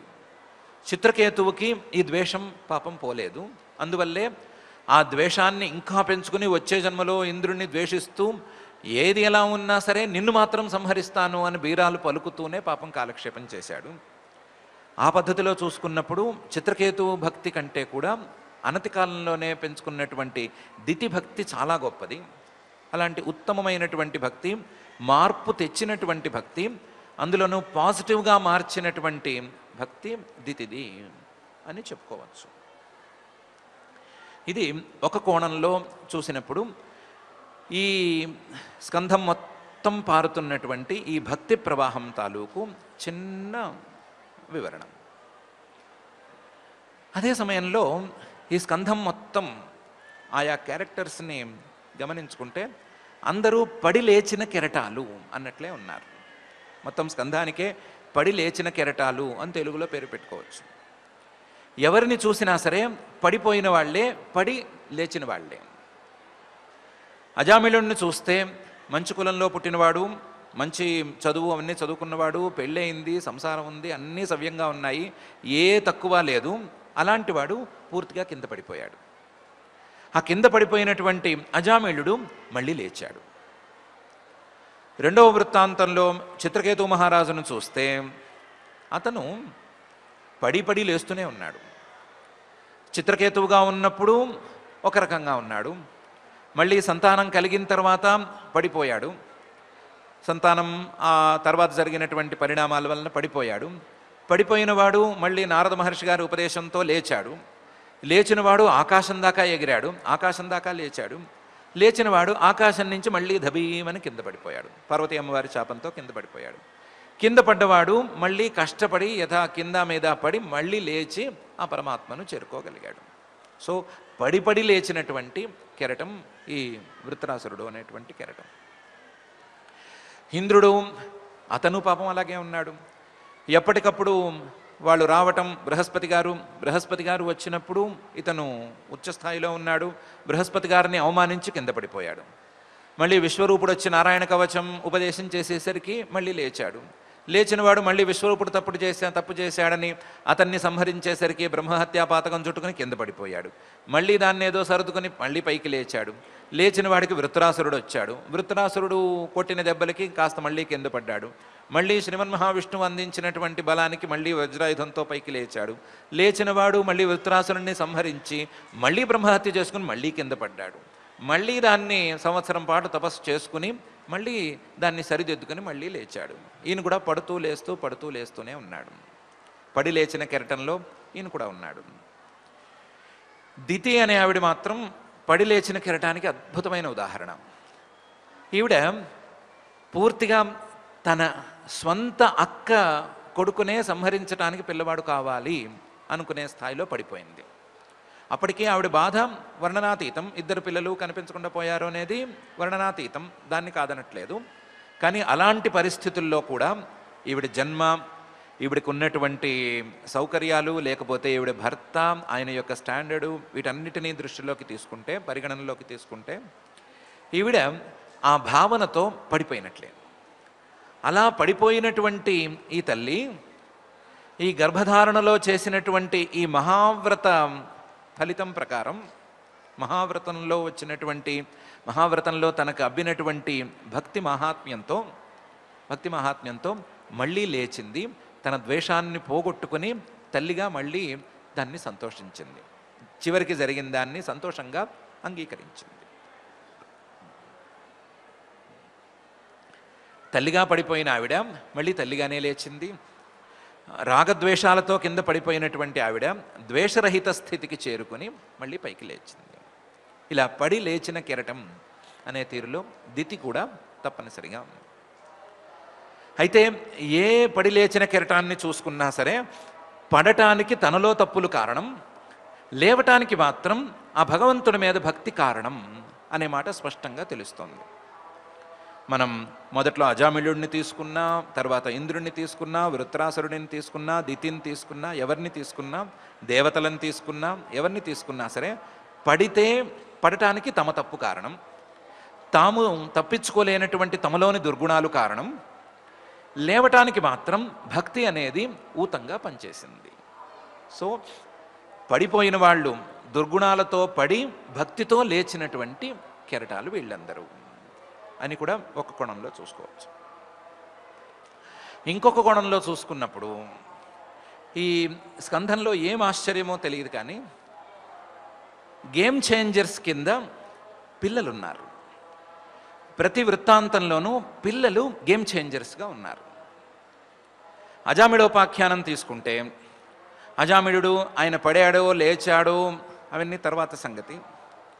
అజామిళుడు యొక్క చరిత్ర ట్విస్ట్ అయింది. అందులో చిన్న మలుపు వచ్చింది. ఎక్కడ అంటే తన పిల్లవాడిని నారాయణ అని పిలవటంతో వచ్చింది.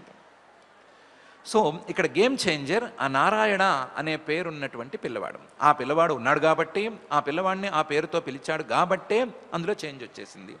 ఆ తర్వాతే విష్ణుదూతలు వచ్చారు, వీళ్ళు తగాదా పడటం, తర్వాత యమదూతలు వెళ్ళి యమధర్మరాజు గారితో కంప్లైంట్ చెప్పుకోవటం, ఆయనేమో చిచ్చి ఆ విష్ణు భక్తుల జోలికి మీరు పోబోకండి అని చెప్పటం, ఇవన్నీ కూడా ఈ పిల్లవాడి వల్లే జరిగినాయి అని చెప్పుకోవచ్చు.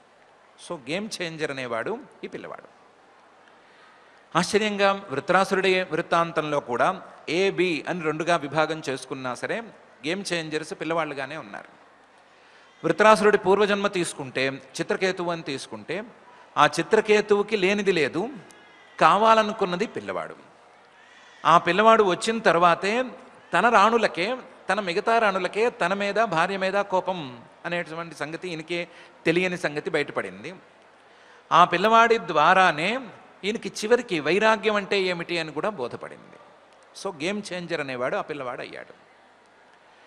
ఇదే మరుసటి జన్మలో వృత్రాసురుడిని తీసుకుంటే త్వష్ట ప్రజాపతి గారికి ఇద్దరు పిల్లలు, ఒక ఆయన విశ్వరూపుడు, మరొకడు వృత్రాసురుడు. ఈ ఇద్దరు పిల్లలు త్వష్ట గారికి మంచి పేరు తెచ్చిపెట్టలేదు.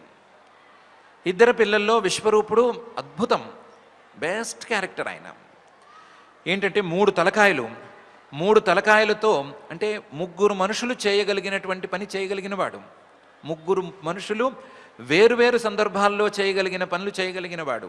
ఎంతో తపస్సు ఉన్నవాడు, ఎంతో సాధన ఉన్నవాడు, ఎంతో జ్ఞానం ఉన్నవాడు, ఎంతో వైరాగ్యం ఉన్నవాడు, విద్య ఉన్నవాడు, ఎక్కడ లేని రహస్యాలు తెలిసినవాడు, దాదాపు బృహస్పతి గారితో సమానమైనటువంటి వాడు. అలాంటి వాడు కూడా తండ్రి గారికి పేరు తెచ్చిపెట్టలేకపోయాడు. చివరికి ఇంద్రుడి దగ్గర ఒక చిన్న కారణం, మన దృష్టిలో చిన్న కారణంతో ప్రాణాలు కోల్పోయాడు. అలాగే త్వష్ట ప్రజాపతి గారు కోపంగా సృష్టి చేసినటువంటి వృత్రాసురుడు కూడా ఏమీ ఆయనకి పేరు తెచ్చిపెట్టలేదు. ఆయన అనుకున్నటువంటి భావాలు సరి అయినవే అని ఆయనకి చెప్పలేదు. వృత్రాసురుణ్ణి అసలు పుట్టించటంలోనే ఆయనకు ఒక భావన ఉంది, విశ్వరూపుణ్ణి పెంచటంలో ఆయనదొక తీరుంది. విశ్వరూపుణ్ణి పెంచటంలో ఉన్నటువంటి తీరు కానీ, అసలు వృత్రాసురుడు అనేవాడు ఇక్కడికి రావటానికి ఉన్నటువంటి తీరులో కానీ ఆయన ఐడియాస్ ఏమీ సక్రమంగా లేవు అని వాళ్ళిద్దరూ నిరూపించారు. సో ఈయన గేమ్ అనేది సరిగ్గా లేదు అనే సంగతి వాళ్ళిద్దరూ తేల్చేశారు. ఈయన దారి మార్చుకోవలసినటువంటి అవసరం ఉంది అని తేల్చేశారు. సో గేమ్ చేంజర్స్ వాళ్ళిద్దరూ. ఆయన దృష్టితో చూసుకున్నప్పుడు పిల్లవాళ్ళు ఏమయ్యారు తర్వాతి మాట. ఆయన దృష్టితో చూసుకున్నప్పుడు తన పిల్లవాళ్ళు ఇద్దరూ తను అనుకున్న పనులు చేసి పెట్టలేదు, అలాగే తనకేమీ మంచి పేరు తెచ్చిపెట్టలేదు.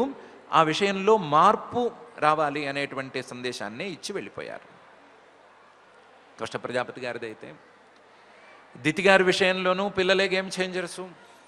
ఆవిడేమో కావాలనుకుంది ఇంద్రుడిని సంహరించే పిల్లవాడిని అని, కానీ వచ్చిందేమో 49 మంది. ఒక్కడిని కోరుకుంటే 49 మంది వచ్చారు. ఇంద్రుడిని ద్వేషించేవాడు కావాలనుకుంటే ఇంద్రుడికి స్నేహితులుగా ఉండేవాళ్ళు 49 మంది తయారయ్యారు.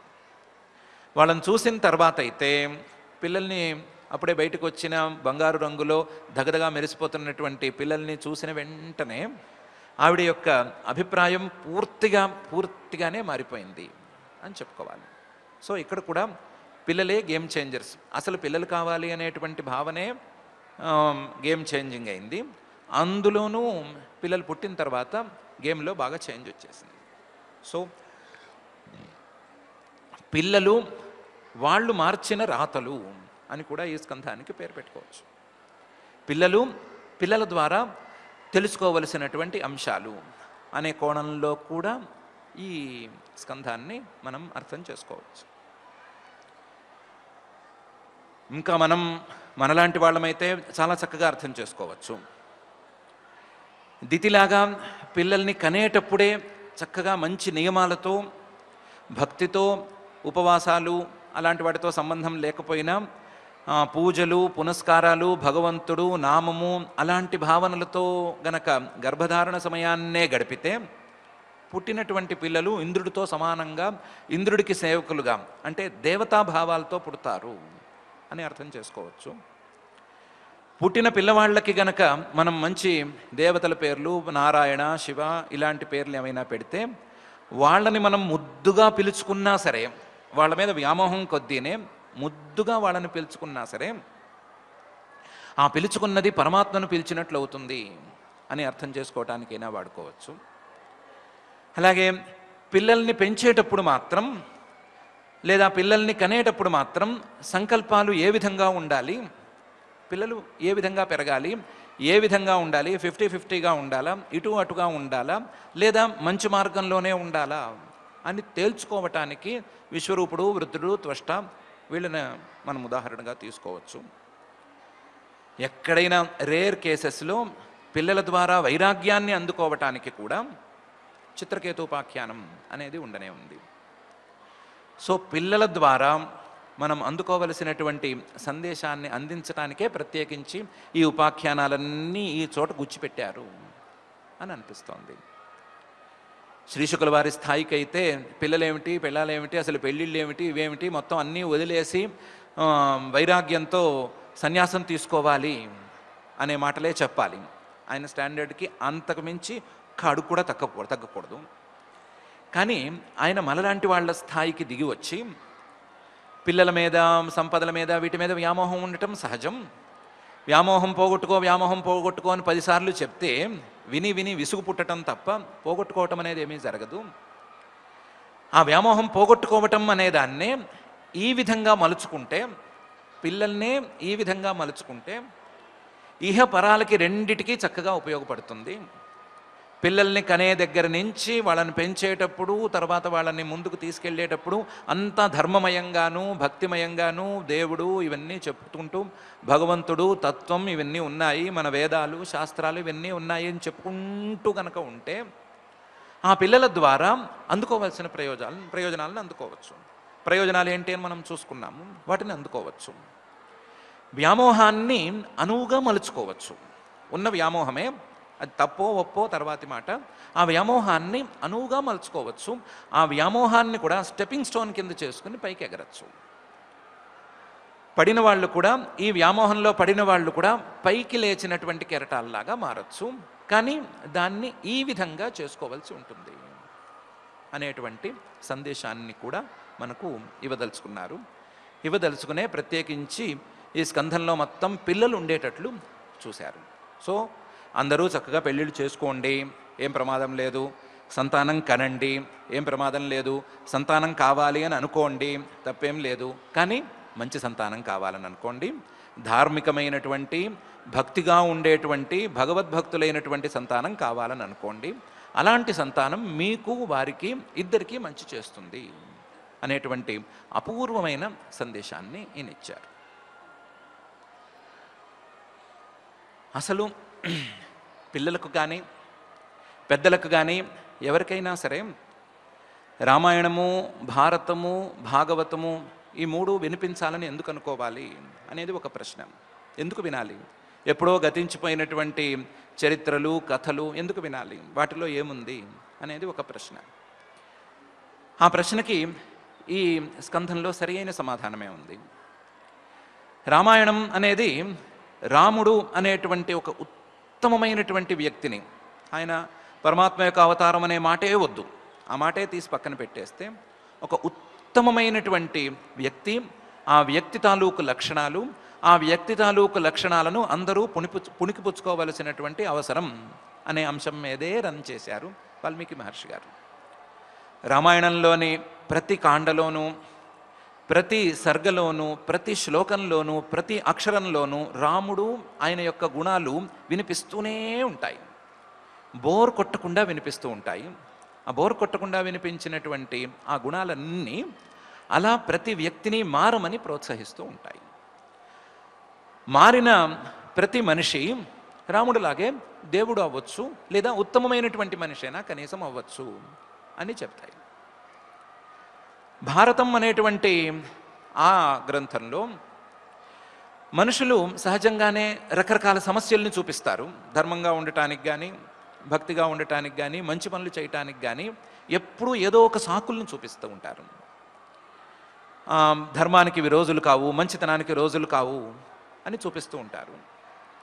అలా చూపించే వాళ్ళకి రకరకాల వ్యక్తుల యొక్క కథలు, డైవర్జెన్స్ అంటాం కదా, అలాంటి క్యారెక్టరిస్టిక్స్ యొక్క చరిత్రలు, వాళ్ళ యొక్క కథలు, వాళ్ళ యొక్క ప్రవర్తనలు, ఆ ప్రవర్తనల్లో ధర్మం వైపే నిలబడి ఉన్న వాళ్ళ యొక్క గెలుపు, ఆ గెలుపు తాలూకు విలువ, అధర్మం వైపు ఉన్నవాళ్ళు ఎంత గొప్పవాళ్ళైనా కింద పడిపోయినటువంటి తీరు అనే అంశాన్ని ప్రత్యేకించి వేదవ్యాస మహర్షి గారు చెప్పారు. దీన్ని బట్టి మంచికి రోజులు కావు అనేది ఎప్పుడూ ఉండే మాటే. మంచికి రోజులు కావు అనే సాకు చూపించుకోవాలి అంటే ఇప్పుడే కాదు, 5000 ఏళ్ల క్రితం కూడా చూపించుకోవచ్చు, దాని వెనకాల చూపించుకోవచ్చు. రాక్షసులు ఎప్పుడూ ఉన్నారు, అసురులు ఎప్పుడూ ఉన్నారు, మంచి చెడు ఎప్పుడూ ఉన్నాయి. కానీ మంచి మీద నిలబడిన వాడు, అతని యొక్క గెలుపు, ఈ రెండిటికి విలువ ఉంటుంది. అధర్మం అటువైపు ఉన్న వాళ్ళకి ఒకవేళ గెలుపు ఎక్కువ కాలం ఉన్నా దానికి విలువ ఉండదు అనేటువంటి అంశం చక్కగా అర్థమయ్యేటట్లు చెప్పారు. సహజంగా వేదవ్యాస మహర్షి గారు ఎక్కువ చెప్పడానికి ఇష్టపడతారు కాబట్టి ఏదో సింపుల్గా 1,00,000 శ్లోకాల్లో చెప్పారు. ఎక్కువగా ఉంది కాబట్టి మనకి శ్రద్ధ కలగకపోవచ్చు, కానీ ఈ పాయింట్ తాలూకు విలువ, వాల్యూ వెలకట్టలేనిది. భాగవతం దగ్గరికి వచ్చేసరికి భగవంతుడు, భక్తి, ఆ భక్తితో భగవంతుడి యొక్క తత్వాన్ని అందుకోవలసినటువంటి తీరు అనే అంశాన్ని ప్రతి స్కంధంలోనూ, ప్రతి అధ్యాయంలోనూ, ప్రతి శ్లోకంలోనూ, ప్రతి చరిత్రలోనూ, ప్రతి క్యారెక్టర్లోనూ వేదవ్యాస మహర్షి గారు చూపిస్తూనే ఉన్నారు. రచయిత వేదవ్యాస మహర్షి గారు అనుకుంటే ఆయన చూపిస్తున్నారు, చెప్పిన ఆయన శ్రీ శుకుల వారు అనుకుంటే ఆయన చూపిస్తున్నారు. ప్రతి సందర్భంలోనూ చివరికి వృత్రాసురుడు లాంటి విలన్, పెద్ద విలన్, అందరినీ మింగేసేయడానికే వచ్చినటువంటి విలన్, అతను కూడా ఈ భక్తితోనే ఉన్నాడు, అతను కూడా ఈ తత్వాన్నే అందుకోవడానికి ప్రయత్నం చేస్తున్నాడు. అంటే ఒకవేళ మనం చెడు వైపుకు వెళ్ళినా సరే వృత్రాసురుడి కంటే గొప్ప చెడ్డవాళ్ళం అవ్వటానికి వీల్లేదు. వృత్రాసురుడే ఈ తత్వాన్ని, ఈ భక్తిని ఒప్పుకుంటే వృత్రాసురుడి కంటే తక్కువ స్థాయి చెడ్డవాళ్ళైనటువంటి అందరూ, వృత్రాసురుడి కంటే ఎవ్వరూ పెద్దగా పెరగలేరు, వృత్రాసురుడి కంటే ఎవ్వరూ ఇంద్రుడి మీద ద్వేషాన్ని పెంచుకోలేరు, వృత్రాసురుడి కంటే మహాప్రభావం మరొకరికి ఉండదు అని వేదాలే చెప్పినాయి. అలాంటి వృత్రాసురుడే తత్వము, భక్తి అనే మాటలు మాట్లాడుకుంటూ ఉంటే వాళ్ళు కనీసం ఆవగింజంతలైనా లేనటువంటి వాళ్ళు అందరూ దాని గురించే మాట్లాడుకోవాలి కదా అనేటువంటి భావం కూడా వచ్చేటట్లు, అది మంచైనా చెడైనా, పిల్లలైనా పెద్దలైనా, వీళ్ళైనా వాళ్ళైనా, ఎవరైనా సరే భగవంతుడు, భక్తి, తత్వం వీటి మీద అవగాహనను పెంచుకుంటూనే ఉండాలి, వాటి మీద జ్ఞానం పెంచుకుంటూనే ఉండాలి, శ్రద్ధ, ఆసక్తి ఇవన్నీ పెరుగుతూనే ఉండాలి అనేటువంటి అంశాలని బోధించారు. అయితే చాలామంది ప్రశ్న, మేము అసలు భగవంతుడినే నమ్మము, మేము నాస్తికులము, భగవంతుణ్ణి నమ్మని మాకు భగవంతుని గురించి చెప్తే విసుగు తప్ప ఏం పుడుతుంది అని. ఓకే, అలాంటి వాళ్ళు కూడా భాగవతం లేదా మరొక గ్రంథం చదవాల్సిన అవసరం ఉంది. ఎందుకుంది అంటే ఈ గ్రంథాల్లో భక్తిని గురించి చెప్పారు కదా. భక్తి అంటే ఏంటి? ఇంతవరకు మనం కూడా అధ్యయనం చేస్తూ వచ్చాము. భక్తిని ఏ విధంగా మనం డిఫైన్ చేస్తున్నాము అంటే భక్తిని ఒక ఉన్నత స్థాయికి చెందినటువంటి లక్షణాలుగా మనం డిఫైన్ చేస్తున్నాము. భక్తి అంటే ఏంటి? రాగద్వేషాలు లేకపోవటం, చివరికి ఆ పరమాత్మను కూడా ఏమీ కోరుకోకపోవటం, ఎవరి మీద శత్రుభావం ఉండకపోవటం, అందరినీ సమంగా చూడగలగటం, ఇవే కదా క్వాలిటీస్ మనం చెప్తున్నవి. ఈ క్వాలిటీసు నాస్తికులకు అక్కర్లేదా? భగవంతుణ్ణి ఒప్పుకోని వాడు కూడా మంచివాడుగా ఉండాలనే కదా అనుకుంటున్నాడు. మరి మంచివాడుగా ఉండాలనుకున్నవాడు ఈ లక్షణాలను పునికి పుచ్చుకోవాల్సిందే కదా. ఈ లక్షణాలను గురించే చెప్తున్నటువంటి భక్తిని ఆ నాస్తికులు మాత్రమే ఎందుకు ద్వేషించాలి? పోనీ భగవంతుణ్ణి ద్వేషిస్తారా అంటే భగవంతుణ్ణి ఏ రూపంలో చెప్తున్నాము? భగవంతుణ్ణి జీవుడి యొక్క వాస్తవమైనటువంటి రూపంగా కదా చెప్తున్నాము. జీవుడి యొక్క వాస్తవమైన రూపం అంటే భగవంతుడు లేడు అనేటువంటి వాడు నేను లేను అని చెప్పుకున్నట్లే కదా. నా యొక్క వాస్తవ రూపం లేదు అని చెప్పుకున్నట్లే కదా. ఎవరైనా నేను లేను అని చెప్పుకోవడానికి వీల్లేదు, అలాగే నాకు మంచి లక్షణాలు అక్కర్లేదు అని చెప్పుకోవడానికి వీల్లేదు. కాబట్టి ఎవరైనా సరే భగవంతుడిని గురించి చెప్తున్నటువంటి వీటిని వినవలసిందే, ఎవరైనా సరే ఆ భగవంతుడి మీద భక్తిని, ప్రీతిని పెంచుకోవలసిందే అని శ్రీ శుకుల వారు అలాగే వేదవ్యాస మహర్షి గారు కూడా చెప్తున్నారు. సో నాస్తికులతో సహా పిల్ల పెద్ద అందరికీ ఉపయోగించేటువంటి భగవంతుడు, తత్వము, భక్తి అనేటువంటి అంశాలని వేదవ్యాస మహర్షి గారు, శ్రీ శుకుల వారు ఈ శ్రీమద్భాగవతం అనేటువంటి ఈ గ్రంథంలో చాలా విస్తృతంగా నిరూపణ చేస్తున్నారు. తనదైన శైలిలో నిరూపణ చేస్తున్నారు. మిగతా చోట్ల తాను చూపించనటువంటి స్టైల్లో ఆయన నిరూపణ చేస్తున్నారు. ఆ నిరూపణలో మనం ఇప్పటికీ 6 స్కంధాలు అనేటువంటి సగభాగానికి వచ్చాము. శ్లోకాల సంఖ్య పరంగా తీసుకుంటే ఇది సగభాగానికి రాదు, హాఫ్ వే కాదు ఇది.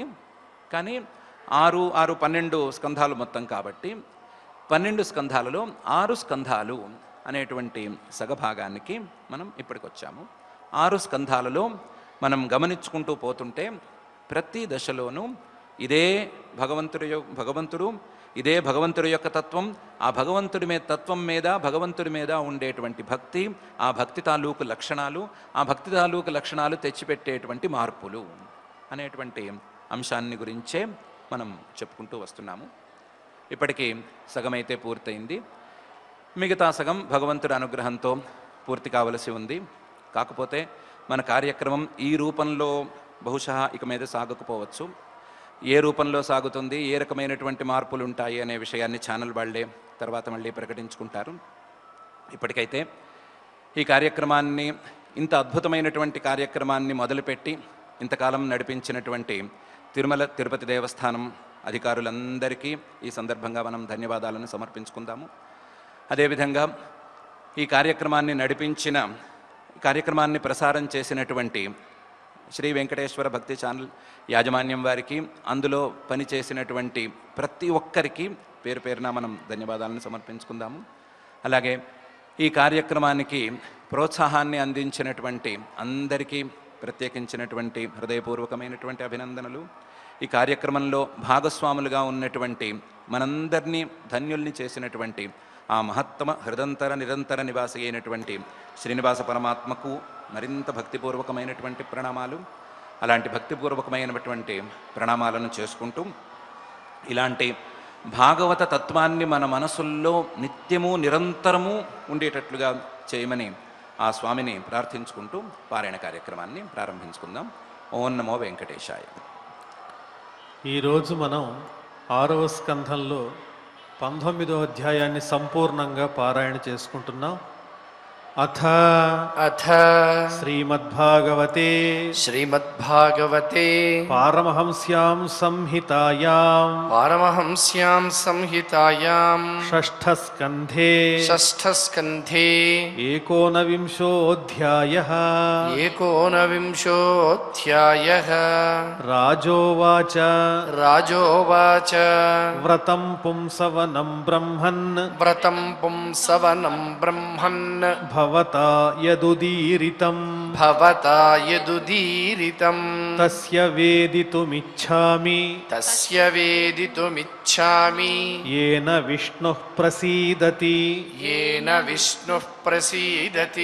श्रीशुक उवाच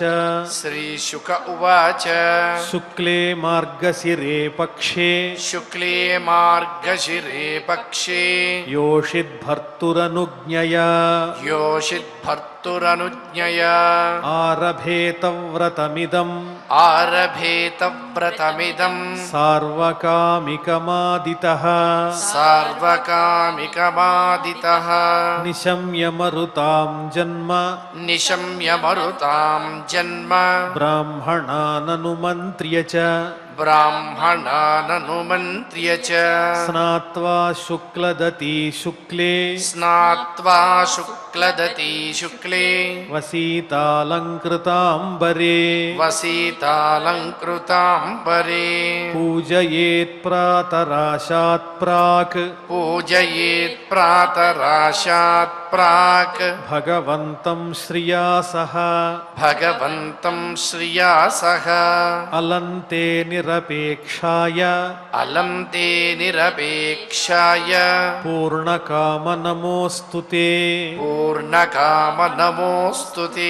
महाविभूतिपतये नमः सकलसिद्धये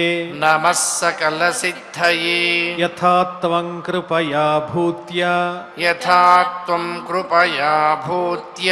तेजसा महिमौजसा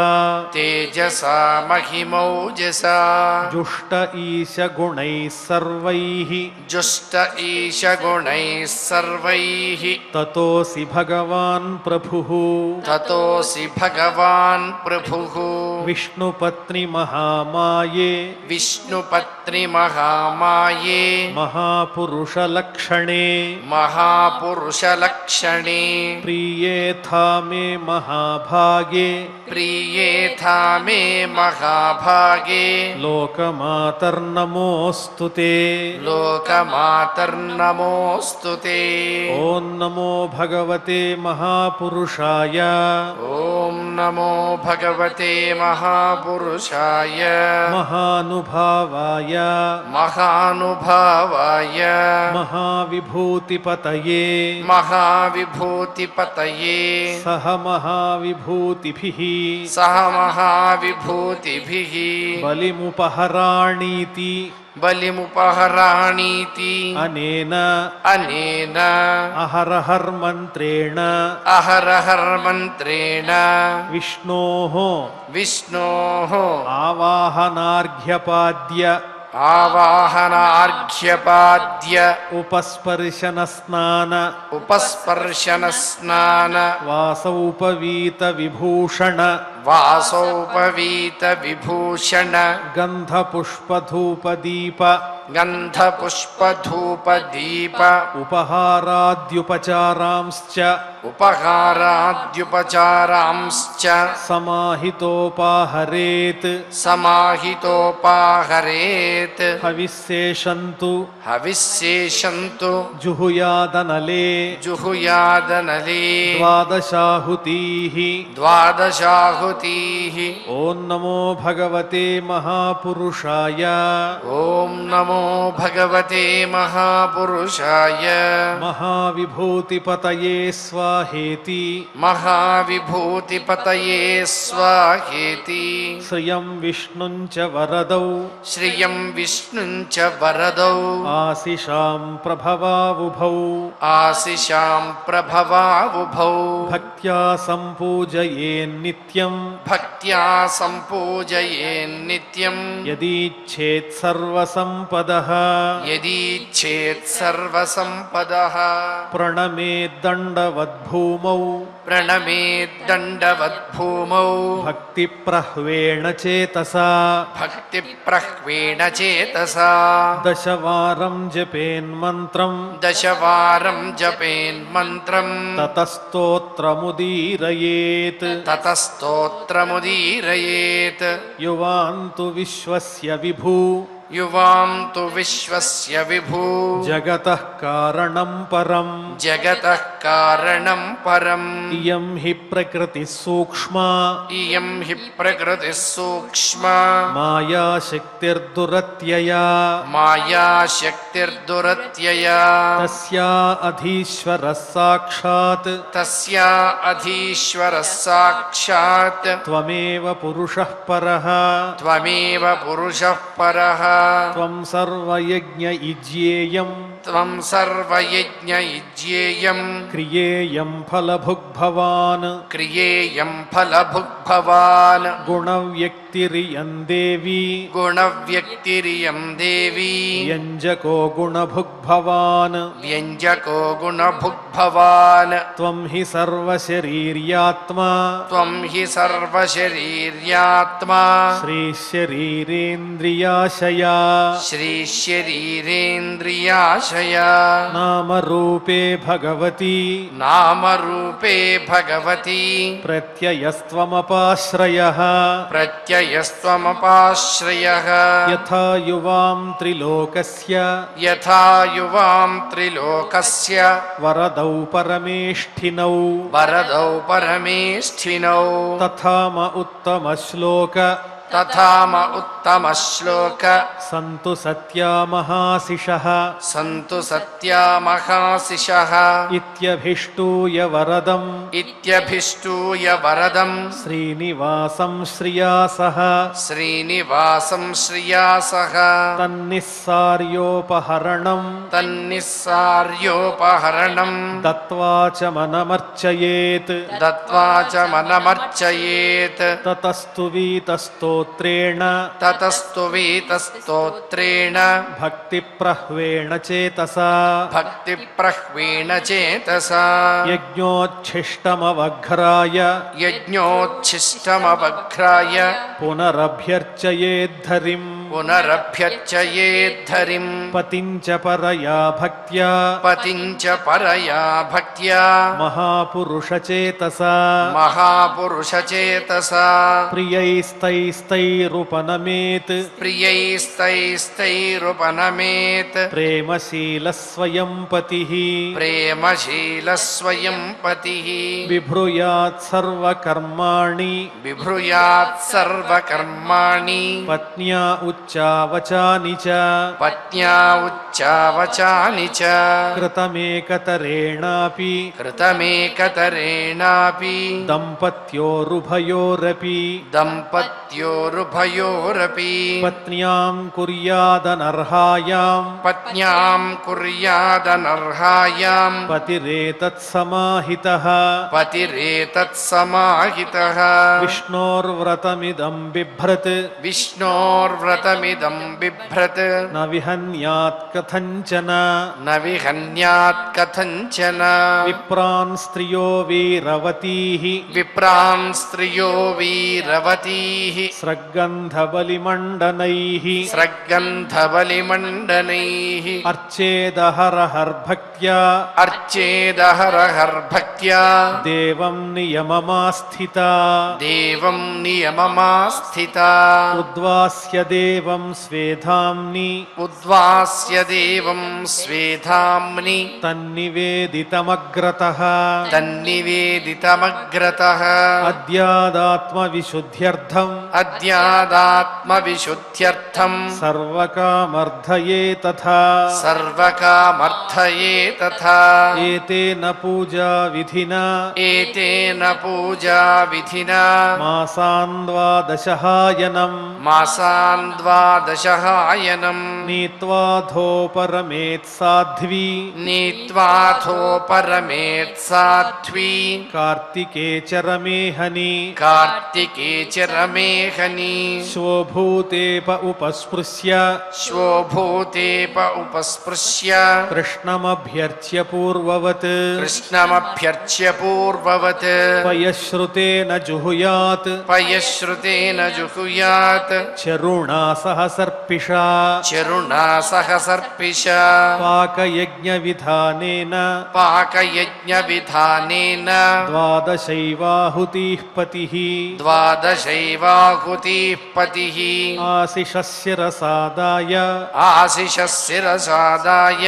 ద్విజైః ప్రీతైः సమీరితాః ద్విజైః ప్రీతైः సమీరితాః ప్రణమ్య శిరసా భక్త్యా ప్రణమ్య శిరసా భక్త్యా భుంజీత తదనుజ్ఞయా భుంజీత తదనుజ్ఞయా ఆచార్యమగ్రతః కృత్వా ఆచార్యమగ్రతః కృత్వా వాగ్యతః సహ బంధుభిః వాగ్యతः సహ బంధుభిః దద్యాత్ పత్న్యై చ రోశేషం దద్యాత్ పత్న్యై చిరోశేషం సుప్రజస్త్వం సుసౌభగం సుప్రజస్త్వం సుసౌభగం ఏతచ్చరిత్వా విధివద్వ్రతం విభోః ఏతచ్చరిత్వా విధివత్వ్రతం విభోః అభీప్సితార్థం లభతే పుమానిహ అభీప్సితార్థం లభతే పుమానిహ స్త్రీత్వే తదా స్థాయ లభేత సౌభగం స్త్రీత్వే తదా స్థాయ లభేత సౌభగం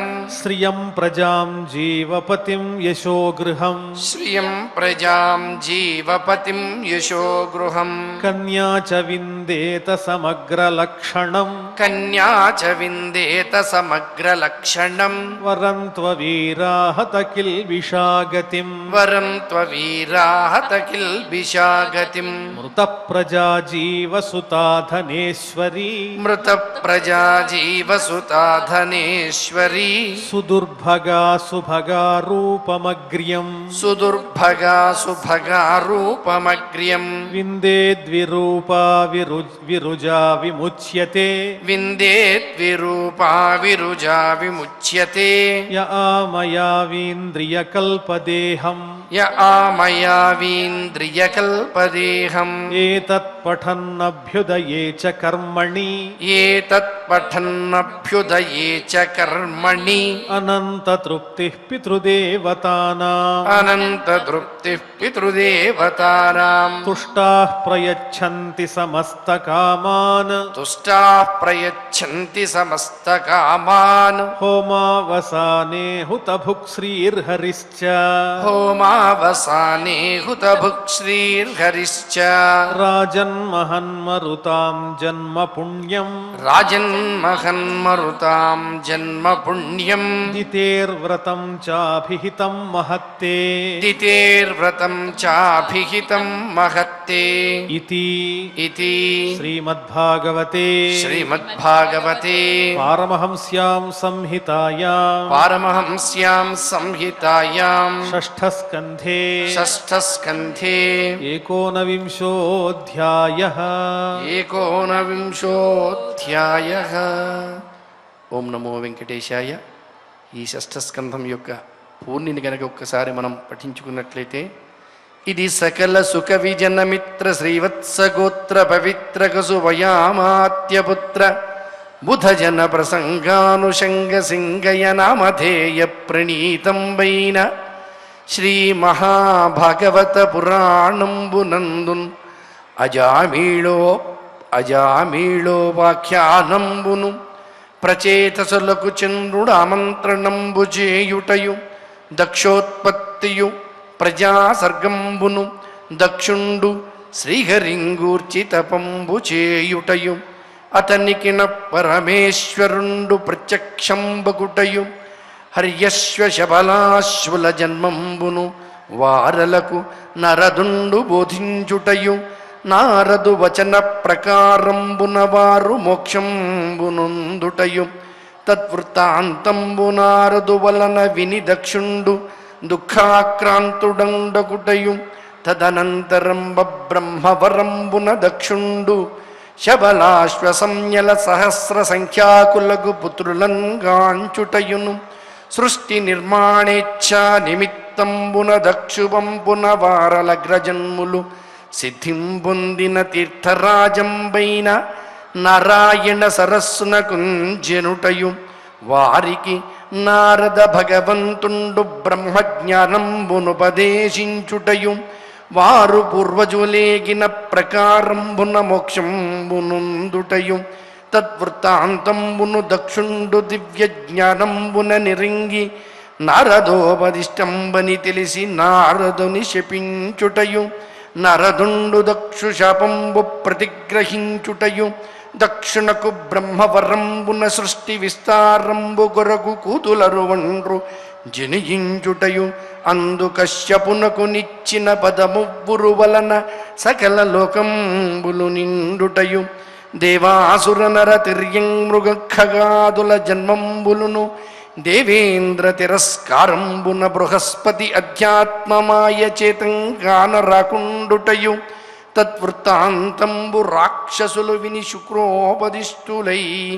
దేవతిలపై నితివచ్చుటయు దేవాసుర యుద్ధంబును ఆచార్య తిరస్కారంబున దివిరాజ పలాయనంబును బలాయమానులైన దేవతలు బ్రహ్మ సన్నిధికించెనుటయును బ్రహ్మవాక్యంబున త్వష్ట కుమారుండైన విశ్వరూపునాచార్యునింగా దేవతలు వరించుటయును విశ్వరూప ప్రసాదంబున నింద్రుండు నారాయణ వర్మంబను మంత్ర కవచంబు ధరించి రాక్షసుల జయించుటయు పరోక్షంబున రాక్షసులకు ననుకూలుండైన విశ్వరూపునింద్రుండు వధించుటయు విశ్వరూప వధానంతరమున ఇంద్రునకు బ్రహ్మహత్య సంప్రాప్తంబైన ఇంద్రుండు స్త్రీ భూజలద్రుమంబుల యందు పంచిపెట్టుటయు విశ్వరూపుండు హతుండగుటకు త్వష్ట కోపించి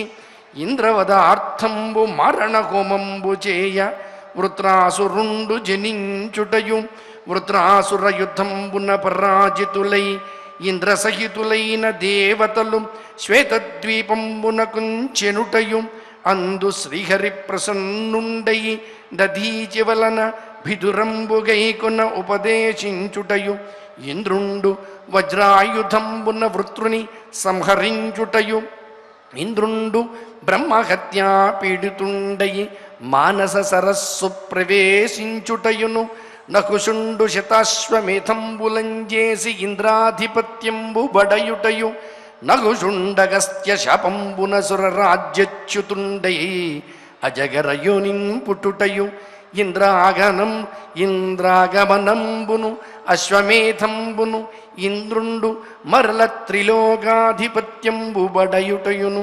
చిత్రకేతూపాఖ్యానంబును మరుద్గణంబుల జన్మ ప్రకారంబునను కథలు గల షష్ఠస్కంధము సమాప్తము. ఆ దేవదేవుని యొక్క దివ్య అనుగ్రహ విశేషం చేత షష్ఠ స్కంధాంతము మనం చక్కగా ఈ అధ్యయన కార్యక్రమాన్ని నిర్వహించుకున్నాం. ఈ కార్యక్రమానికి ముగింపు సందర్భంలో యథాప్రకారం క్షమాప్రార్థన దగ్గర నుంచి మంగళాంత శ్లోకం వరకు పఠించి మంగళాంతంగా ఈ కార్యక్రమానికి ముగింపును పలుకుదాం. అథ క్షమా ప్రార్థనా యదక్షరపదభ్రష్టం మాత్రాహీనం చ యద్భవేత్ తత్సర్వం క్షమ్యతాం దేవ నారాయణ నమోస్తుతే. అథ భగవత్సమర్పణం కాయేన వాచా మనసేంద్రియైర్వా బుద్ధ్యాత్మనా వా ప్రకృతే స్వభావాత్ కరోమి యద్యత్ సకలం పరస్మై నారాయణాయేతి సమర్పయామి. అథ లోకక్షేమ ప్రార్థనా సర్వే భవంతు సుఖినః సర్వే సంతు నిరామయాః సర్వే భద్రాణి పశ్యంతు మా కశ్చిద్ దుఃఖభాగ్ భవేత్. అథ మంగళం శ్రియః కాంతాయ కళ్యాణ నిధయే నిధయేర్థినాం శ్రీవేంకటనివాసాయ శ్రీనివాసాయ మంగళం.